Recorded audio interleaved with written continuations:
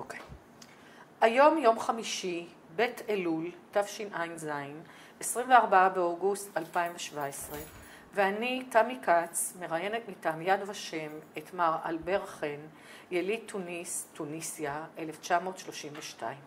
מר חן יספר על ילדותו, על החיים תחת משטר וישי הצרפתי, על הכיבוש הגרמני ב-1942 ועד לשחרור ב-1943, על החיים בתוניסיה לאחר סיום המלחמה ועל עלייה לישראל ב-1950. בוקר טוב, אלבר. בוקר מצוין. אלבר, איפה ומתי נולדת? נולדתי בעיר תוניס, ברובע היהודי. מתי? ב-10 לינואר 1932. אוקיי, ובאיזה שם נולדת? אלבר אברהם. כן, ושם המשפחה? חיון. חיון. אז ממתי אתה חן? אני משנת 81. זאת אומרת, עברתת בארץ את השם. בארץ, כן. אוקיי. אני מבקשת שנתחיל עם הרקע של המשפחה. בוא נשמע קודם על אבא ואחר כך על אמא. איך קראו לאבא? חיים. חיים, ואיפה? חיים ויקטור. חיים ויקטור חיון. כי בתוניסיה נתנו שתי שמות, שם עברי ושם צרפתי. אוקיי. ואיפה אבא נולד? נולד בעיר נאבל, בנאבל. 60 קילומטר מהעיר תוניס. אתה יודע אולי מי היו ההורים שלו, של אבא? ההורים שלו, סבא שלי שלמה, כן. וסבתא שמחה. הכרת אותם? לא. לא, הם כבר לא היו בחיים? לא היו בחיים. אתה יודע משהו על... לא, אני חושב הסיבה הפשוטה, כי אני האחרון של הילדים. אתה הקטן. יש לי אח הבכור 20 שנה יותר מבוגר ממני. אבל ככה, אתה כן. יודע משהו על הסבא וסבתא? אתה יודע במה סבא עסק בנאבל? לא, לא. אתה לא יודע עליהם. אני פשוט, עד גיל פחות מ-18, לא נסעתי לעיר שלהם. לא, אולי אבא סיפר לך או משהו, או האחים סיפרו לך משהו עליו. לא, אני לא על ידוע הסבא לי, וסבתא. כי ידוע לי יותר על אחים אחרים. אוקיי, אז לאבא היו אחים ואחיות? היה לו אח בתוניס. איך קראו לו? עמוס. עמוס. ורק אח אחד היה לאבא? היו לו עוד 2 או 3. שלא הכרת? דודה אחת הייתה. אתה זוכר שמות? כן, חנינה. חנינה. והדודים האחרים אתה לא זוכר? שלמה, זה הכל. אני לא זוכר, לא. מה אתה יודע על הילדות של אבא בנאבל? איזה חינוך הוא קיבל? הוא הלך לבית ספר? היה בית ספר יהודי? או בית ספר צרפתי? לא, לא. הלוא בתוניסיה ב-1881 רק הצרפתים הגיעו. נכון, זה הפרוטקטורט. ואז אליאנס בא בעקבותיו, ורק בעיר אחת, בג'רבה, לא קיבלו אותם. אני חושב שאתם יודעים. לא רצו, כי זה התבוללות וכל העניין הזה. אז אבא הלך לליאד? אז אבא הלך לכותב. לכותב, חדר. לחדר. הבנתי, הוא למד בחדר. הוא למד, כן. ובמה, אבא שלך, המשפחה של אבא שלך, היו אזרחים תוניסאים או צרפתים? לא, כולם תוניסאים. תוניסאים, מקומי. מקומי. והמקור של המשפחה של אבא שלך, ממה שאתה יודע, או סיפרו לך, הם באו מספרד? מאינקיזיציה. מספרד. בוודאי. כי יש את אלה שבאו מליבורנו, נכון? מאיטליה. ליבורנו זה סיפור בפני עצמו. אוקיי, אבל לא המשפחה שלכם. לא, לא. אוקיי. המשפחה של אשתי, כן. אוקיי, זה היא סיפור תספר, אחר. כן. אבל אתם מצאצאי מגורשי ספרד. נכון. אוקיי. אז אבא היה אזרח, ומה אבא שלך עסק? אבא שלי עסק בחנות גדולה של יהודי בשם שאול. מכרו בדים במאות מטרים. טקסטיל. בגדול. כן. הוא החזיק את הנושא של תשלומים, של מי קונה ומי לא קונה. כספים, כל וכן. והכל כתוב בעברית עתיקה. אני אראה לכם את הספר. מה, בלשון קודש כאילו? איך? בלשון קודש. בלשון קודש, בדיוק. כן. אוקיי, אז מתי הוא עבר לתוניס? כשהוא התחתן או לפני כן? לא, בשנת 1925. הוא עבר? ההורים הגיעו לתוניס מנאבל עם 3 ילדים. אז ההורים שלך עוד קודם חיו בנאבל. נכון מאוד. הבנתי. אז בוא תספר על אמא, ואחר כך נחזור לתוניס. איך קראו לאמא? רחל. רחל. לבית? בבקשה? לבית, מה היה שם משפחתה? בית חדד. חדד, רחל חדד. והיא נולדה גם בנאבל? נולדה גם בנאבל. מי היו ההורים שלה? ההורים שלה, הסבא שלי גם חמוס. כן. כן. וסבתא כוכבה. הכרת אותם? הכרתי אותה. או גם אותו. גם אותו. את הסבא וסבתא מצד אמא הכרת. נכון, כן. כי הם באו לבקר אותנו בכל לידה שנולדו נכד בתוניס. מדוע? כי לאמא שלי היו לה 4 אחיות בתוניס. וכל לידה אצל אחת מהם, הסבתא הגיעה. במה הם עסקו בנאבל? אני לא יודע. סבא לא. אין לי מושג, אני ראיתי אותו רק כשהגיעו לבקר אותנו. הבנתי. לא הייתם נוסעים לבקר בנאבל? אני אישית לא נסעתי, היית קטן. נסעתי רק ב-94. הבנתי, נגיע לזה. מהארץ. כן, טיול שורשים. כן. אוקיי. ואימא שלך, כמה אחים ואחיות היו לה, לאימא? אז היה לה יוסף, יצחק, ואחיות, אסתר, אליז, אמילי, ואימא, וגזיזלה. והן כולן גרו בתוניס, האחיות? אחת גרה בנאבל הייתה. כן, והשאר בתוניס? ובן אחד בנאבל, הרב יצחק חדד, כן. אבל בתוניס היה יוסף, ואמילי, אסתר ואליז. אליז אימא של הקוס. אימא שלך גם הלכה לבית ספר, או שנשים לא למדו? לא, אימא שלי יש לה סיפור. היא הבכורה בין הילדים. אז בזמנו, כשהדודה שלי הביאה את התעודה שעברה 8 כיתות, אז היא בכתה, האחות שלה בכתה, אני לא קיבלתי. אז אמרה לה, סבתא אמרה לה, תתני לה את הפתק שלך וככה נגמור את העניין, שלא תבכה. תעביר את התעודה. תעביר את התעודה. אז אמא שלי הייתה בכורה, היא רק טיפלה במשפחה. היא עזרה בבית. כן, עשו ממנה, בסדר, זה היה ככה היה נהוג. היה מקובל, כן. כן. טוב, אז ההורים התחתנו, הם הכירו אולי בצעירותם בנאבל. בצעירותם. בנאבל התחתנו וגרו בנאבל, וכמה ילדים אתם הייתם? אנחנו היינו 4 אחים ואחות. אז בוא תגיד מהגדול לקטן. הגדול זה ברוך. שהוא היה מבוגר ממך ב-20 שנה? נכון. זאת אומרת שהוא נולד הוא יליד ב-12. וואו, עוד לפני מלחמת העולם הראשונה. נכון. אוקיי. נכון. אוקיי, אז הראשון היה ברוך, אחר כך? ברוך, השני יוסף. כן. ב-1918. אחרי המלחמה? אחרי המלחמה. והשלישי ב-25. מי זה? שלמה. שלמה, שלמה הגיע ארצה לתוניס בגיל 1-3 חודשים. אוקיי. תינוק. ואחרי זה? אחרי זה אחותי. מה שמה? ליזט. בעברית. בסדר, ליזט. ליזט, כן. אוקיי. ליזט קראו לה. ב-28. אוקיי, ואתה הקטן. ואני ב-32. אז 4 בנים ובת. נכון. עכשיו, למה ההורים עברו לתוניס ב-25? אני מעריך... כלכלית? כלכלית, אני מעריך רצה להתפתח, להכיר עבודה אחרת. אז במה הוא עבד בתוניס? או שזה מה שסיפרת לי? זה מה שעבד. זה כבר היה בתוניס. כן, מה שהיה בחוץ מזה, בחוץ לארץ, אני לא יודע. בנאבל, אתה מתכוון. אני לא יודע, כן. אוקיי. איזה שפה דיברתם בבית? אז זהו בדיוק העניין. תוניסאים, רוב התוניסאים דיברו 2 שפות. מה אתם? צרפתית וערבית. וערבית.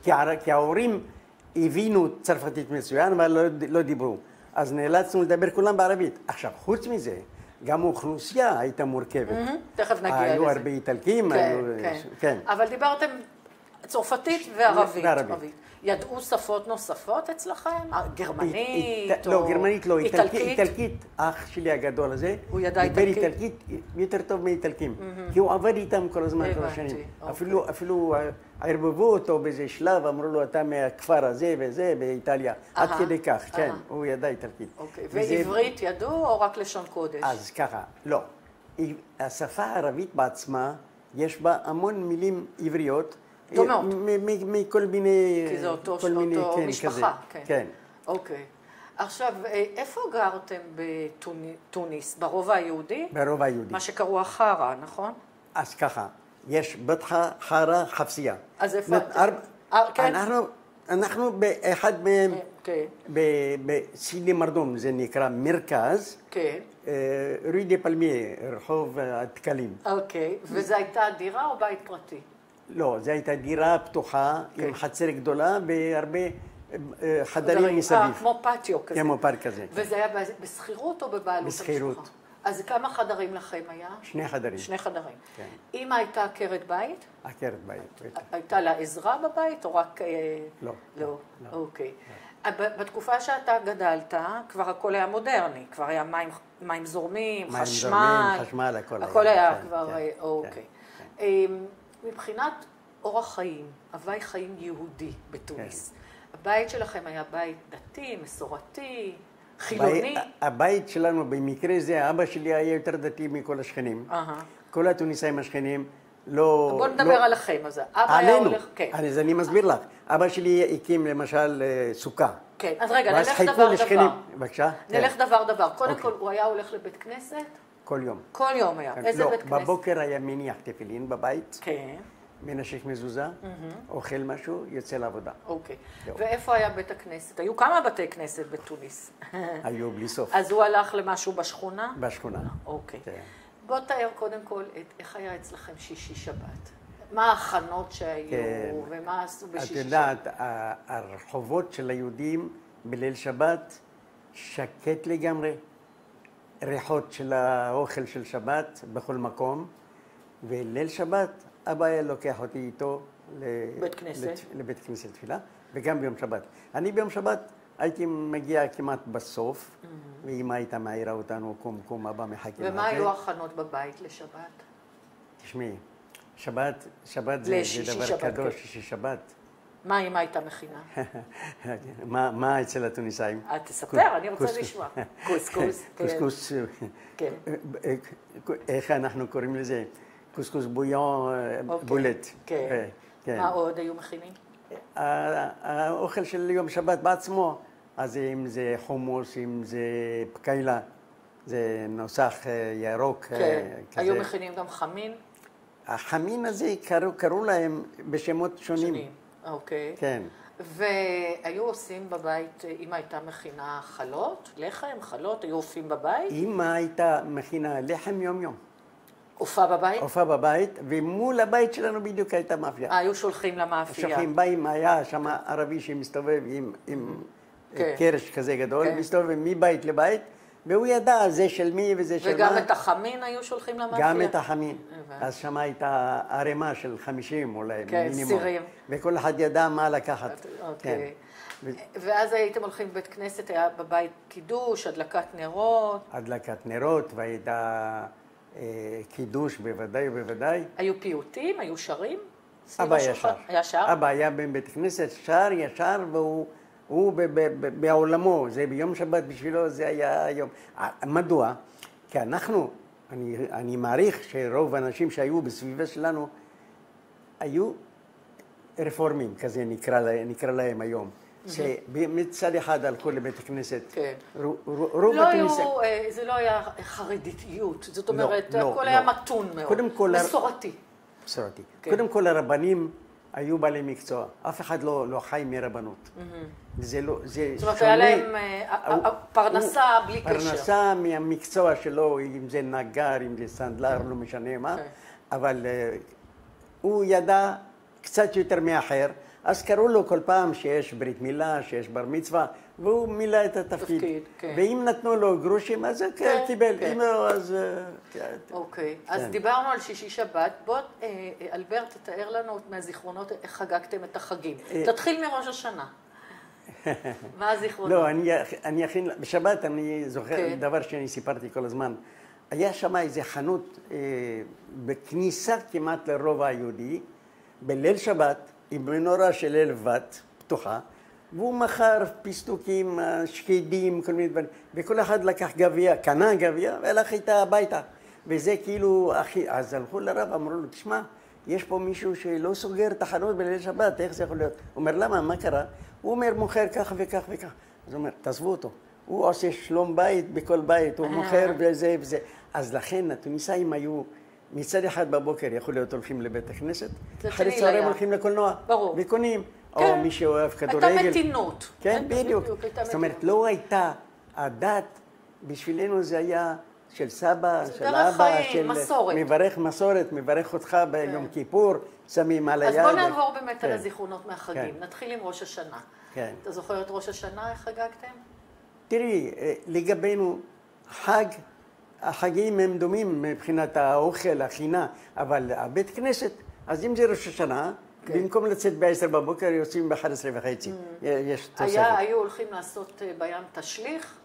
תשליך היה בגמבטה, זה היה גם בתוניס, קוראים לו גמבטה. ושם היו עושים תשליך? שם הולכים עושים את התשליך, וחוזרים, יש לי תמונה בטח, חבל, לא איתה. אני אכין אותה פעם הבאה. אתה זוכר? תמונה עם משה ואהרון על אסטרדה, וכל היהודי טוניס ליוו את המקום בשירה עם ילדים, עם 3 דגלים. יש לי גם את התמונה כזו גדולה. ישראלי, צרפתי וערבי, עד לרובע היהודי, ושם מתפזרים, ושגמרנו את היום היופי הזה. יום כיפור. כל היום בבית הכנסת. ו? אני בגיל שלי הייתי בורח. בסדר, לא... כן, רק חיכיתי... היה לבוש מיוחד ליום כיפור? לא, חגיגי. מודרני? או שעוד לבשו את לא, מודרני בוודאי. כל היה מודרני. בכלל, לאבא היה יום כזה, לא מין... לבן? ג'בה קראו לזה. כן, כזה קל, נעים לו לגוף. בדרך כלל יום חם היה, בכיפור תמיד חם. בלבן? זה היה בצבע לבן? לא, בז', כן. ומן הסתם כולם צמו? כולם צמו. ועל הילדים אוטומטית, בגיל בר מצווה כבר, או לפני זה, כאילו חצי יום, בגיל 10. לפני כן עשו לכם את הכפרות? לא. עם התרנגולת? אבא היה עושה. היה עושה לכם? עושה עם התרנגול, לילדים, משהו כזה, אני זוכר. היית קטן שלי. לא רק שקטן. לא אהבתי את כל הדברים האלה. כן, בסדר. אוקיי. אחרי התחלת לספר על סוכות, אז בסוכות הייתה סוכה? בסוכות אבא חיכה, כל השכנים באו לקראת הקידוש. הוא היה מכין את הקידוש. בסוכה? בסוכה. עכשיו, היה לנו שכן למעלה שהיה מאחר קצת, אז כולם מחכים. אין, לא זז אף אחד. לא אומר שעה, אני הולך, אין דבר כזה. יושבים, מחכים. אחרי חצי שעה מחכים. אשתו של שלמה, זה מומו, יוצאת, אומרת לאבא שלי, חיים, אתם יכולים לזה שמומו הגיע שיכור. הוא בא אחרי, הלך דרך בית קפה, שתה משהו, בא הביתה. את חושבת שנה הבאה אבא לא חיכה מן חדש, אולי השנה הוא יגיע. זו הייתה תמימות, הייתה הרגשה של כולם, ככה חיו, וככה זה היה נחמד לכולם. ואף אחד לא שאל שאלות. אחרי סוכות יש לנו את חנוכה, אתה זוכר? חנוכה, בוודאי. איך חגגתם? החג של חנוכה גם בבית וגם בתנועה. אוקיי, נגיע אחר כך לתנועה, קצת יותר מאוחר, נדבר על התנועה, אבל מה, היום מדליקים חנוכיה? חנוכיה. עם נרות? עם שמן. עם שמן. עם שמן. פתילות. עם פתיל, עם זה. אתה זוכר מאכלים מיוחדים בחנוכה? בחנוכה זה קשור גם לחג הבנות. נכון, חנוכה אצלכם חג הבנות. כן, אז לבנות מתנה מקבלת, אם היא קרובה לאירוסים, משהו כזה מקבלת מהחבר שלה, ומההורים, כל הבנות קיבלו מתנה מההורים. זה חג הבנות, כן. אוקיי. ט"ו בשבט, חג שחגגו? ט"ו בשבט הגיע, כן, חג לאילנות. כן. נכון. חגגתם? בט"ו בשבט, אני רציתי לשאול את ג'יזל. לא. לא נורא. לא נורא, בסדר. זה בפירות, דברים כאלה. יש לנו אחר כך את פורים. רגע, בפורים כן. מה היו? אנחנו אקדחים. מה, קובויים? ואקדחים וקפצונים. קפצונים, גם שם? ואני סיפרתי כל הזמן לנכדים שלי. כן. אמרתי להם, הייתי לוקח את האקדח אחרי שפורים עבר. והיית מתחפש לקאובוי? בטח, אקדח, מה זה, ועוד איך. ואז התוצרת יפן, בשתי חלקים. והיה לו פין כזה שקושר אחד את השני. ואני רוצה לדעת איך בפנים פועל. פותח אותו ולא הצלחתי להחזיר כי זה נשבר. ואז הייתי מספר כל הזמן לנכדים שלי, איך כל שנה שובר את האקדח שלי. חדש. אבל ככה זה. אוקיי, מה עוד היה בפורים? פורים... אז הייתם מתחפשים. בפורים מתחפשים קצת, לא הרבה. כן. ולרוב היינו יוצאים, אני זוכר עכשיו, אחי שלמה, הכי קרוב אליי, 7 שנים בינינו, עם מעגל שני סוסים, ואנחנו עושים סיבוב בעיר. זה מין כיף כזה. כן? היה מנהג של משלוח מנות? כן. היו... אני פעם, אמא שלחה אותי למשפחת, זה מה שהראיתי לך, תמונה של אבא שלי בחתונה של אחי, אצל הקונסוליה הצרפתית. הם ממוצא אלג'ירי. ואמא שלחה אותי. להביא משלוח מנות? משלוח מנות, ואז אני מקבל טיפ. היו מקבלים דמי פורים. דמי פורים. ומה היו מכינים במשלוח מנות? אז ככה, את מכירה את השמות? כן, אבל תספר לנו. זה ידוע. זה המתוקים, נכון? זה מתוקים. דבלה? למה המתוקים? את יודעת למה? לא למה המתוקים. למה הסוג הזה של... אז תסביר לנו. כן, כי האפייה בבית לא הייתה. וזה רק במאפייה עצמה. אבל רוב האנשים קנו בחוץ מוכן.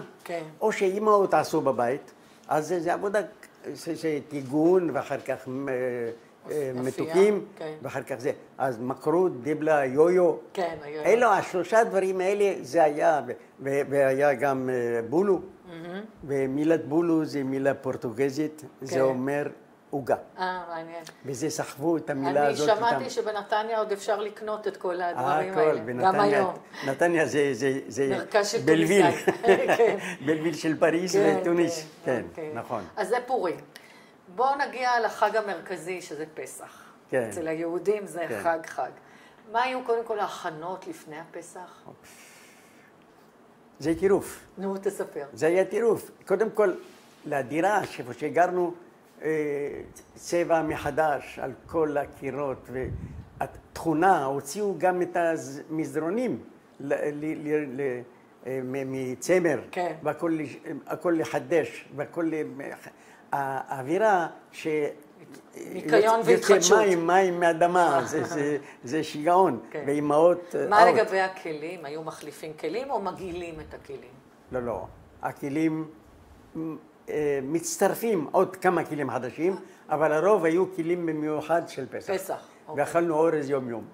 זה דבר שבבית שלנו, של ההורים שלי לפחות, לא אכלנו אורז כמעט כל השנה, מעט מאוד, אבל בפסח, בשבעה ימים זה כל יום. מה לגבי מצות? היו קונים או עושים לבד? קונים. קונים, מהקהילה. קונים. עגולות או מרובעות? המצות התוניסאיות היו עגולות עם חורים בעובי של אצבע, מאוד קשות. לכן, בגלל זה שמים אותם במאכל מיוחד של ליל פסח. במחלטה קראו לזה, יש לה כמה שמות. ואז קראו לזה מסוקי. מסוקי זה מושקה. זאת אומרת, הוא סופג את המצות בתוכו. בפלוס בשר ופלוס פלוס. היו שוחטים אצלכם כבש בפסח? כבש. זה היה מקובל? היה מקובל. וישר על הקירות. על האש, לא? היו עושים על האש ערב לפני. ערב לפני. אבל באותו יום שוחטים, ובדם זה כסימן שלנו. של פסח. כן, שפסח. אצלכם היה נהוג לחגוג את החגים וגם את פסח פעמיים כמנהג חוץ לארץ? היו שני סדרים? בוודאי, הראשון והאחרון. כי זה מנהג חוץ לארץ. מנהג חוץ לארץ, כן. בדיוק. אוקיי. אחרי פסח יש לנו בדרך כלל ל"ג בעומר, שבועות, זה משהו שחגגתם? תראי, ברגע שיש חג, קודם כל לא עבודה, בית כנסת, הכל שונה לגמרי. אבל לא היו אצלכם, נגיד כמו שנהוג היום, מאכלי חלב, הבנתי שזה לא היה נהוג. חלב לא נכנס. בכלל לא היה. רוב התוניסאים לא אוכלים דברי, היום בבית שלנו יש חלב, פה. אבל גבינה למיניהם בכלל לא. אתם לא מכירים את זה. ואני זוכר, הגיע סוג של, מהולנד, עטוף בנייר אדום, אז אמרו, זה כשר. שאלו את הרב. הרבנים היו בספיקות, הוא אומר, יש ספק. ברגע שהרב אומר יש ספק, לא נוגעים. עכשיו, למה תוניסיה גם הסתדרו בלי החלב? יש חוף של 1,350 קילומטר, תוניסיה. והחוף הזה, דגים היו בשפע. אני זוכר, אבא שלי היה הולך להביא את הברבוניה, ככה בקז'ו, אומר לו, הופה. פחות בקר, פחות כבשים. בדיוק, כן. הרבה דגים. טונה, תוניסאים אכלו הרבה טונה. הסנדוויץ' התוניסאי מוכר, זה יום, כל בוקר. עכשיו, בהרבה קהילות, בשבועות זה חג המים בהרבה קהילות, גם אצלכם? לא היה משהו מיוחד. לא, מים לא, רק פה, טוב. אוקיי.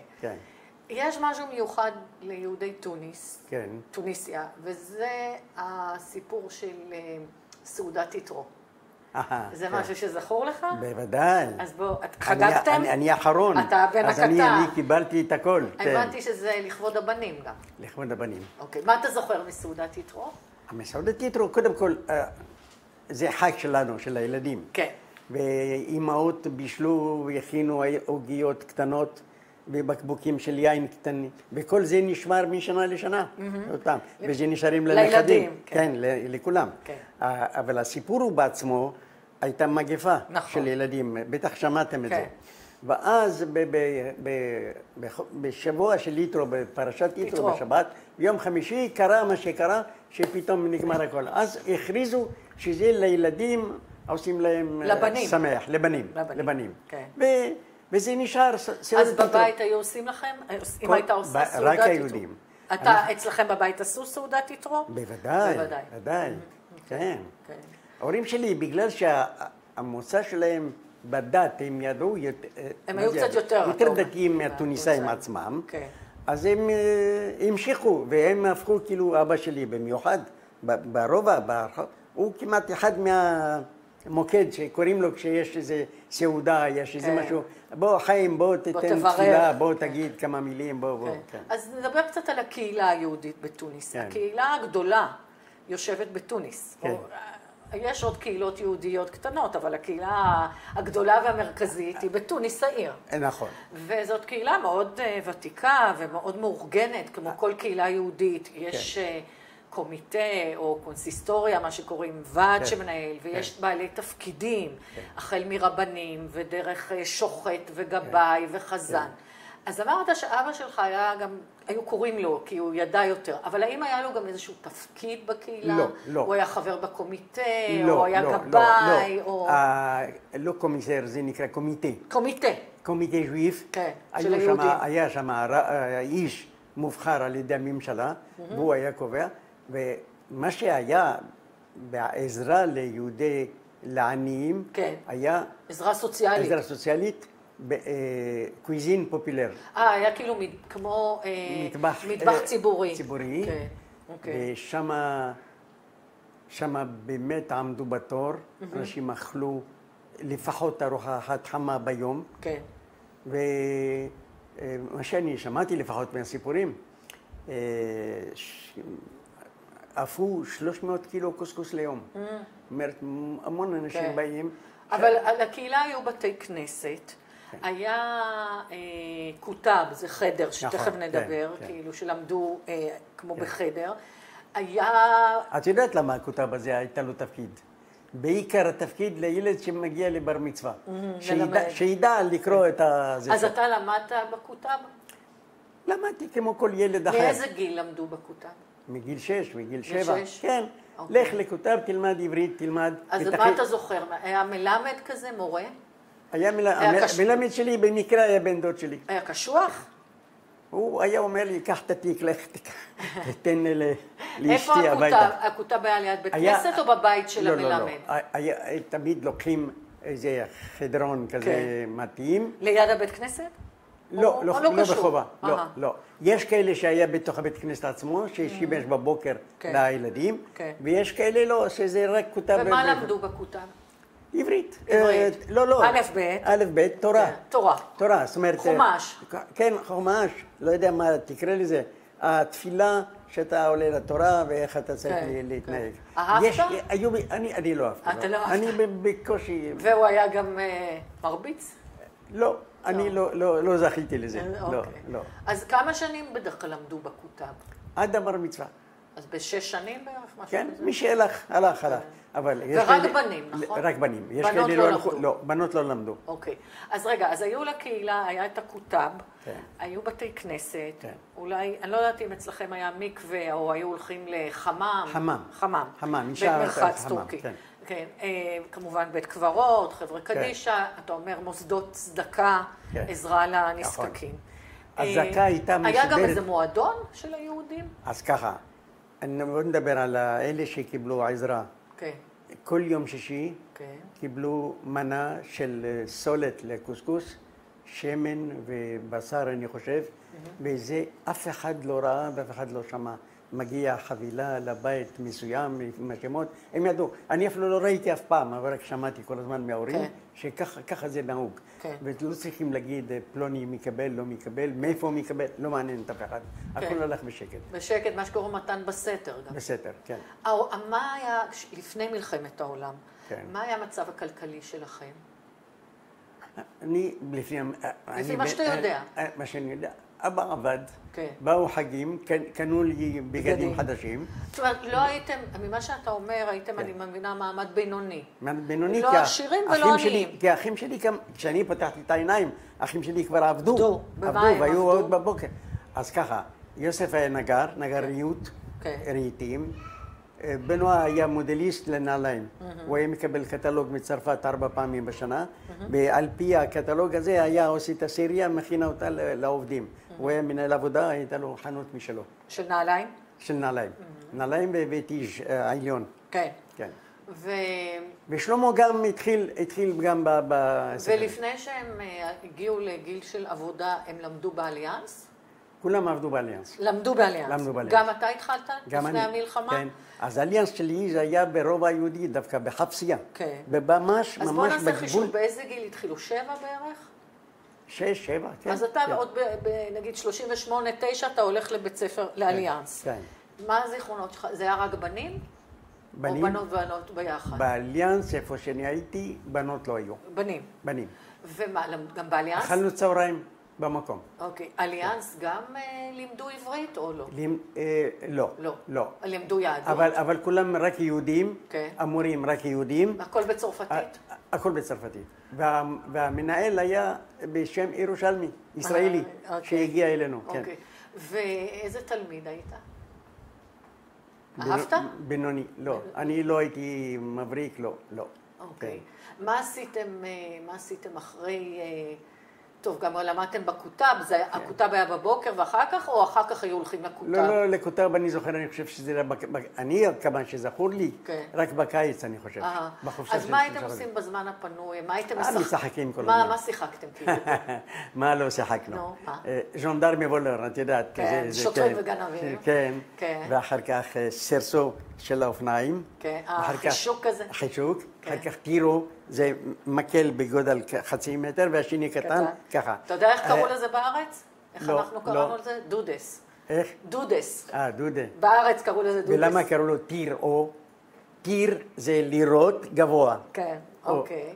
מה עוד שיחקו? משחק של גוגויים. גוגויים.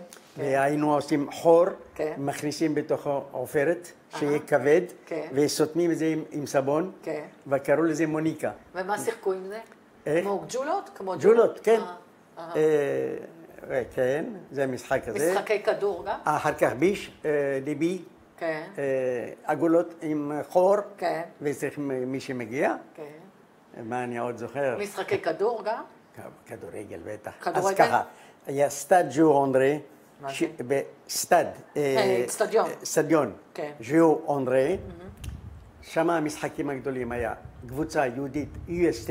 הייתה קבוצה יהודית טוניסאית? יהודית טוניסאית, כן. של טוניס? כן, בתוניס. הם קיבלו. ואתם הילדים הלכתם לראות? אנחנו היינו הולכים לשם בטרמוואי. זה 2 קילומטר מהעיר. הבנתי, הלכתם לצפות במשחקים. כן, והיינו מגיעים, ובאותו יום משחקים עם קבוצה אספרנס ערבית. כן. ואז אם גומרים 2-0 או 2-1, את יודעת, זה פרובוקציה. היו צועקים, או שהם צועקים או שאנחנו. מי שמנצח, ואז מתחילים מהומות ומכות. והמשטרה מתערבת, ובורחים באותו. אבל זה כבר אני מניחה אחרי המלחמה, לא?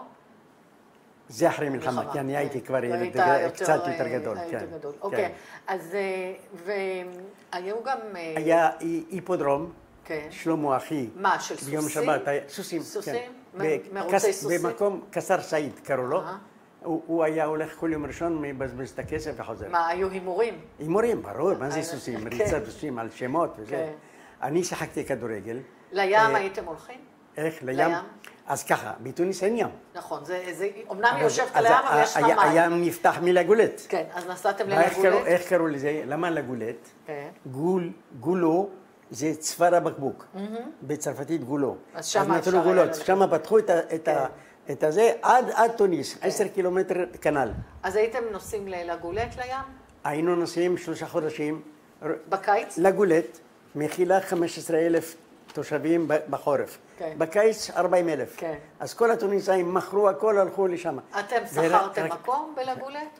איך? שכרתם מקום בלגולט? כן, מיד אחרי החודש מאי הלכו הגרמנים, אבא אמר עכשיו מספיק מהסבל, לא, אתם עברתם אחר כך. עברנו אחר כך. אבל כשהיית ילד לפני המלחמה, הייתם נוסעים לים בלגולט? מעט מאוד. כי זה קשור ברכבת וברחוק וכל זה. אחים שלי יכול להיות כן, הם גדולים היו. אני חוזרת לקהילה, לחיי הקהילה. אמרת, היה איזשהו מועדון שהיו נפגשים או רק בבתי הכנסת? אז ככה, בבית ספר אליאנס בחפסיה, ברובע היהודי, בערב מפגש של בנים בנות. למדו עברית, למדנו עברית. מה זה עברית? למדנו. לפני המלחמה, לפני מלחמת העולם, הייתה פעילות ציונית? הייתה, אבל אני לא יכול, היית אני קטן. לא זוכר. הייתי קטן. האחים הגדולים שלך היו כל הזמן. באיזה מסגרות הם היו של ציונות? מה זה מסגרות? איזה מפלגה או תנועה יותר נכון? אפרופו, המפלגה, אני אספר לך, התנועות שהיו בתוניסיה כמו שיש בארץ. אוקיי, שומר הצעיר? גם אלה וגם... אבל האחים שלך הלכו? שני אחים, שלושה אחים. הלכו? בעיקר? אחד, שלמה היה בביתר. יוסף היה בלסח. זה תנועה יהודית? זה תנועה יהודית של לימדות עברית ובכל יום ראשון לצאת לחוץ מהעיר. אנחנו עשינו קמפינג כזה. והאח השלישי? האח הגדול. כן. הגדול הלך לבית קפה. אוקיי. עכשיו, אתה הלכת לביתר זה כבר אחרי המלחמה. אחרי המלחמה. אוקיי, נדבר על זה אחרי המלחמה. אוקיי, בסדר. ההורים היו גם פעילים באיזה ארגון ציוני? לא, לא. אבל דיברו אצלכם בבית על ארץ ישראל? אנחנו כל הזמן... עוד לפני המלחמה, כשהיית ילד קטן. אני לא... אתה זוכר, היה אצלכם הקופה הכחולה של קרן קיימת? בטח, בוודאי. בבית או בבית ספר? בבית. בבית. והיה בכל מקום. אנחנו ידענו שהכסף הזה מיועד לקנות אדמה בארץ ישראל, ליהודים. עכשיו, אלבר, אתה יודע אולי, אמנם היית ילד, אבל אתה יודע אם מישהו מהקרובים, מהמשפחה המורחבת, עלה לארץ ישראל, לפלסטינה, לפני מלחמת העולם? כן. לפני מלחמת העולם. לפני מלחמת העולם. מי זה עלה לארץ? דוד של אמא שלי, קרילה. זה שם משפחה קרילה? קרילה, שם משפחה. מה היה שמו הפרטי? זה היה מרדכי. והם עלו, הם באו לארץ ישראל? הם עלו, הוא היה ילד, עלה עם ההורים שלו לארץ ישראל בשנות ה-20. מה אתה אומר? מציונות או רצו פשוט להיות? לא, ההורים רצו להיקבר בארץ. כמו שהיה נהוג. והוא היה בירושלים ופתח חנות ועבד והתחתן עם אישה בשם ויקטוריה בנבנישתי. שאבא שלה היה מנהל בנק אנגלו-פלסטיין בירושלים. ב-41, בשנות 40-41, חזרו לתוניס. שהיו מהומות כבר... דווקא אז הם חזרו לתוניס. וחזרו... במלחמה? במלחמה. ותראי, חזרו, ואני זוכר איפה שגרו, אשתו הייתה תופרת, ואמא שלי שלחה אותי כל הזמן לדוד שלה, דוד קרילה. שהוא היה איש ידע, הוא נסע המון וידע, ואז כל הזמן כיבדו את אשתו בוויקטוריה. היא ידעה אנגלית, צרפתית, עברית, בוודאי, כן. וכשעלו ארצה וגדלו, נפטרו פה בכל מקרה. אז רגע, הם חזרו ב-41 ואחר כך... באו אחרי קום המדינה שוב? אחרי קום המדינה בשנת 50, כמו כולה, 49, עלו ארצה. והם אז כולם ילידי ירושלים. יהודית, אברהם ומרגו. כן, כולם ילידי. אבל חוץ מהם היה עוד מישהו שעלה לארץ ישראל לפני המלחמה? אני לא זוכר מצד אבא שלי, סבא שלו, סיפורים שלהם אני לא התעניינתי, האמת, זהו. מישהו לפני מלחמת העולם, מישהו היגר מתוניס לארצות אחרות, לאירופה, אמריקה, דרום אמריקה, הייתה לכם משפחה במקום אחר בעולם? לא, אם זה במשפחה, לא. כמה שידוע לי, לא. אז רוב המשפחה הייתה בתוניסיה, ובעיקר בתוניס ובנאבל. כן. נכון? בהחלט. במקומות אחרים לא יהיה לנו, חוץ מנאבל לא היו. עכשיו, איך אתה זוכר כילד, אם אנחנו עוד מדברים על הקהילה היהודית, איך חגגתם חתונה יהודית? אז החתונה, בואי נספר לך על חתונה של האחים שלי. אוקיי. כן. זה היה עוד בתוניס, כן? בתוניס. אז יש חינה. כן. חינה עושים אותה בטרסה של בית, של דודה שלי במקרה.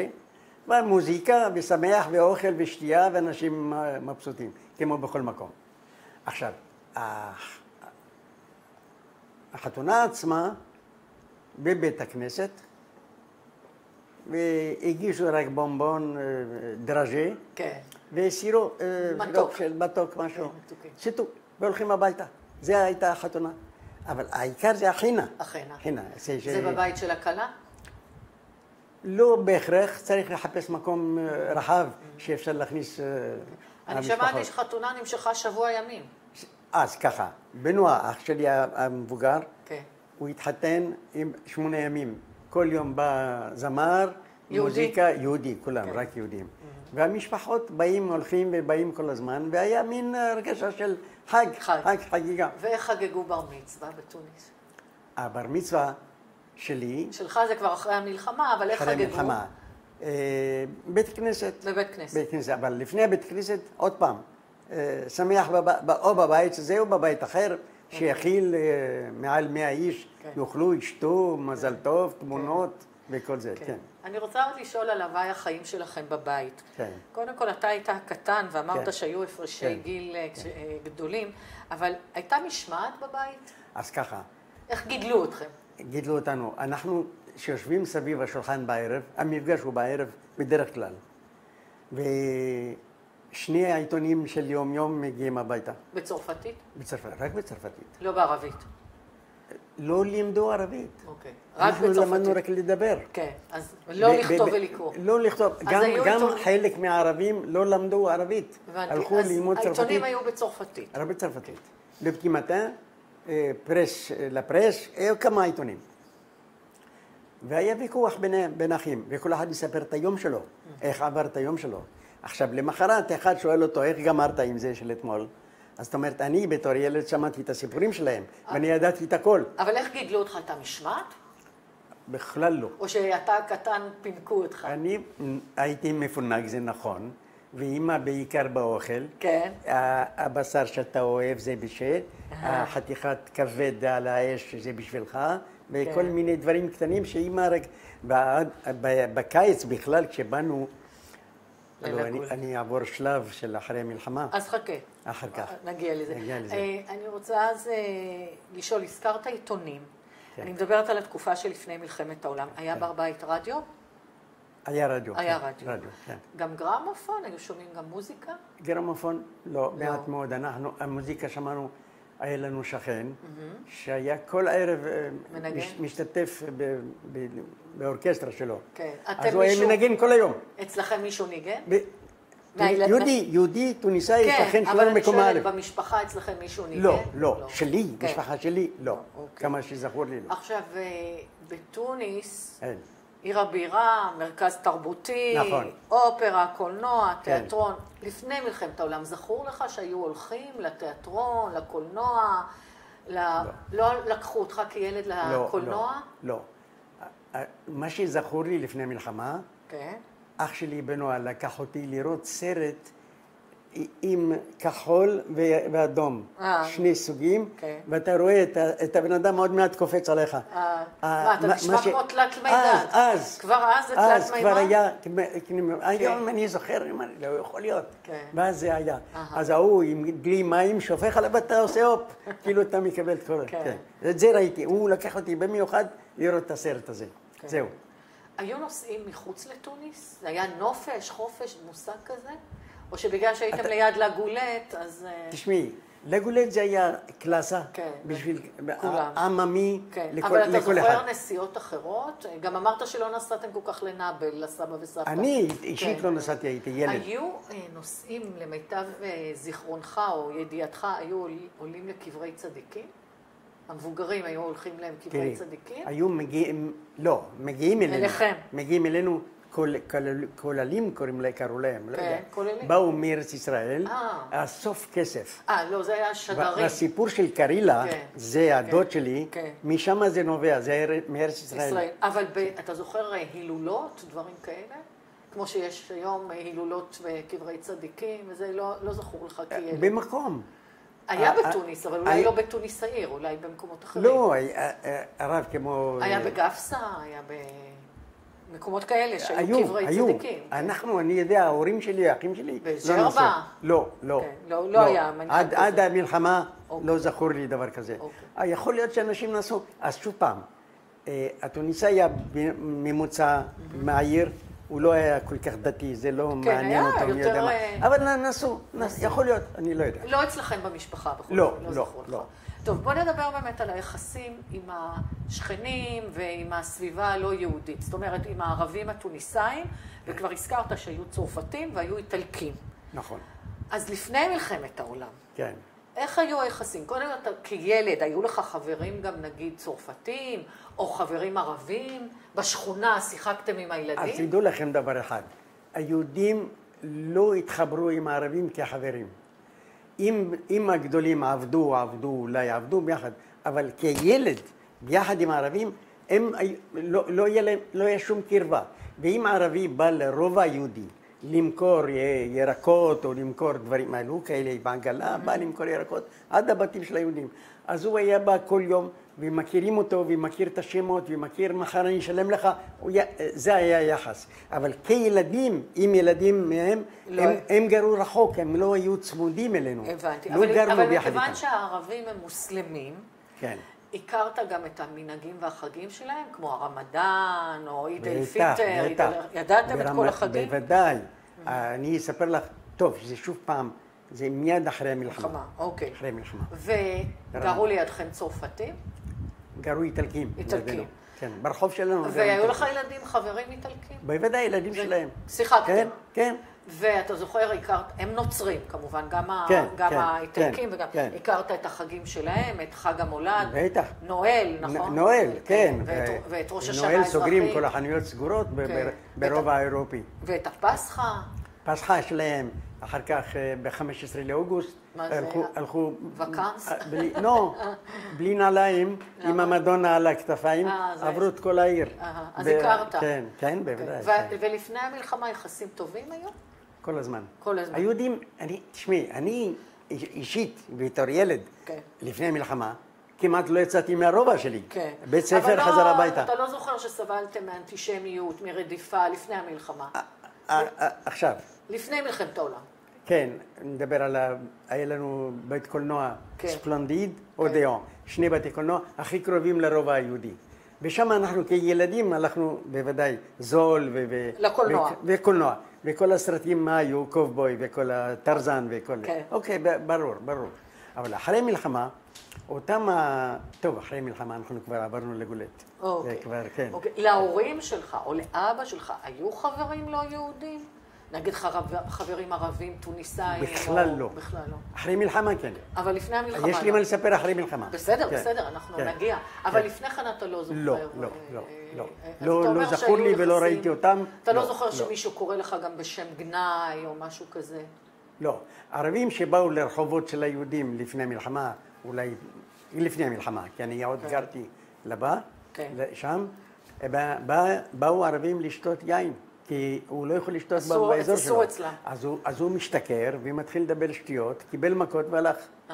כן, זה מה שידוע לי מהערבים שבאו לעבוד ברובע היהודי. בבתי קפה, במסעדות, במקומות כאלה, הם שירתו את הערבי. רוב הערבים שבאו ליהודים הם במצב נחות, הם פועלים, עבדו. הם הביאו פרנסה.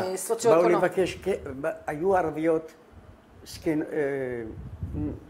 דלות כאלה, באה עם תינוק, מבקשת חתיכת לחם. ואז היהודים תמיד נתנו להם. והיא בירכה והלכה. ואז היה פרנסה פשוט מאוד באזור הזה. סיטו, זה אז הכל. אנחנו עוד כמה רגעים נתקדם יותר לתקופה של המלחמה והאירועים הפוליטיים, אבל לפני כן יש עוד משהו, אלבר, שאתה זוכר מהילדות המוקדמת שאתה רוצה לספר? מה זאת אומרת? עוד לפני המלחמה, יש עוד זיכרונות, משהו שעוד לא נגענו ואתה רוצה לספר? לא זכור לי. טוב, עכשיו תראה, אתה נולדת ב-1932. נכון. שנה אחרי שנולדת, 1933, היטלר והנאצים כבר עלו לשלטון בגרמניה, והתחילו הרדיפות של יהודי גרמניה. 39, הגרמנים פולשים לפולין, 1 בספטמבר. 1 בספטמבר. ובאופן רשמי מתחילה מלחמת העולם השנייה. תכף נדבר מה קורה בתוניס, בסדר? עוד דקה. אבל אני רוצה לשאול אם לאורך שנות ה-30, אמנם אתה ילד מאוד קטן, כשפורצת מלחמת העולם, אתה ילד בן 7-8, משהו כזה, אתה זוכר אבל שדיברו משהו על מה שמעת, עוד לפני שהגרמנים הגיעו אליכם יותר מאוחר, שמעת את השם היטלר, נאצים? לא. וכשפרצה המלחמה העולמית, אתה זוכר שדיברו שיש מלחמה בעולם? לא. או גם לא? לא. אתה יודע או זוכר אם בתקופה הזאת, 39-40, האם הגיעו אליכם פליטים, לא הרבה, אבל פליטים יהודים שברחו מאירופה, מגרמניה, מפולין, הגיעו אליכם? כי הגיעו כמה כאלה. הגיעו אלינו? כן. מלוב. מלוב. אז נדבר על זה תכף, על היהודים שהגיעו מלוב. זה קצת בשלב יותר מאוחר. אני אזכיר לך. בשנות ה-40. אני אומרת, בשנות ה-40 אנחנו נזכר בזה. אוקיי. אז נדבר בעצם מה שקורה בתוניסיה. אמרנו כבר קודם שבעצם אתם הייתם פרוטקטורט תחת המשטר הצרפתי. אבל האוריינטציה שלכם, בעיקר של היהודים, הייתה די צרפתית. התרבות, השפה, הכל. שנת 40, הגרמנים כבר כובשים ארצות נוספות כמו הולנד ובלגיה, וצרפת נופלת. נכון. וצרפת מחולקת, לפחות עד 42. עד סוף 42, החלק הצפוני. הדרום והצפון, כן. בדיוק. הצפון, כיבוש גרמני, הדרום, מה שקראו כביכול צרפת, במרכאות. ליברי. בדיוק, צרפת החופשית. כן, ליבר. המרשל פטן, ממשלת וישי, ואתם תחת המשטר הזה. נכון. עכשיו, לפחות בצרפת, משטר וישי, ממשלת וישי, גם התחילו ברדיפה של היהודים, שיתפו פעולה עם הנאצים, התחילו רשימות, זורקים את היהודים ממשרות ציבוריות, יש כל מיני הגבלות. אתה זוכר? עד שהגיעו הגרמנים, כשאתם עדיין תחת ממשלת וישי, בערך שנתיים, אתה זוכר שינוי בחיים שלכם? לא. אליאנסים, המשכתם ללכת לאליאנס? לבית הספר אליאנס? המשכנו אותו דבר, עד הגעתם של הגרמנים. החיים נמשכו כסדרם. אבא המשיך בעבודתו. נכון. אז זאת אומרת, הייתה פרנסה. לא היו עליכם הגבלות תנועה בזמן הצרפתים, לא עצרו, לא לקחו אנשים, לא מה שאתה יודע. לא במשפחה שלך. אני מבין, כן, לא. כולם המשיכו כרגיל. אתה בכלל ידעת שיש כזה דבר, משטר וישי? ידעתי כשזה התחיל. כן. אז התחלה, אני אספר עכשיו הכניסה של הגרמנים. אז רגע, אז בוא נעצור רגע. נעצור רגע. כן.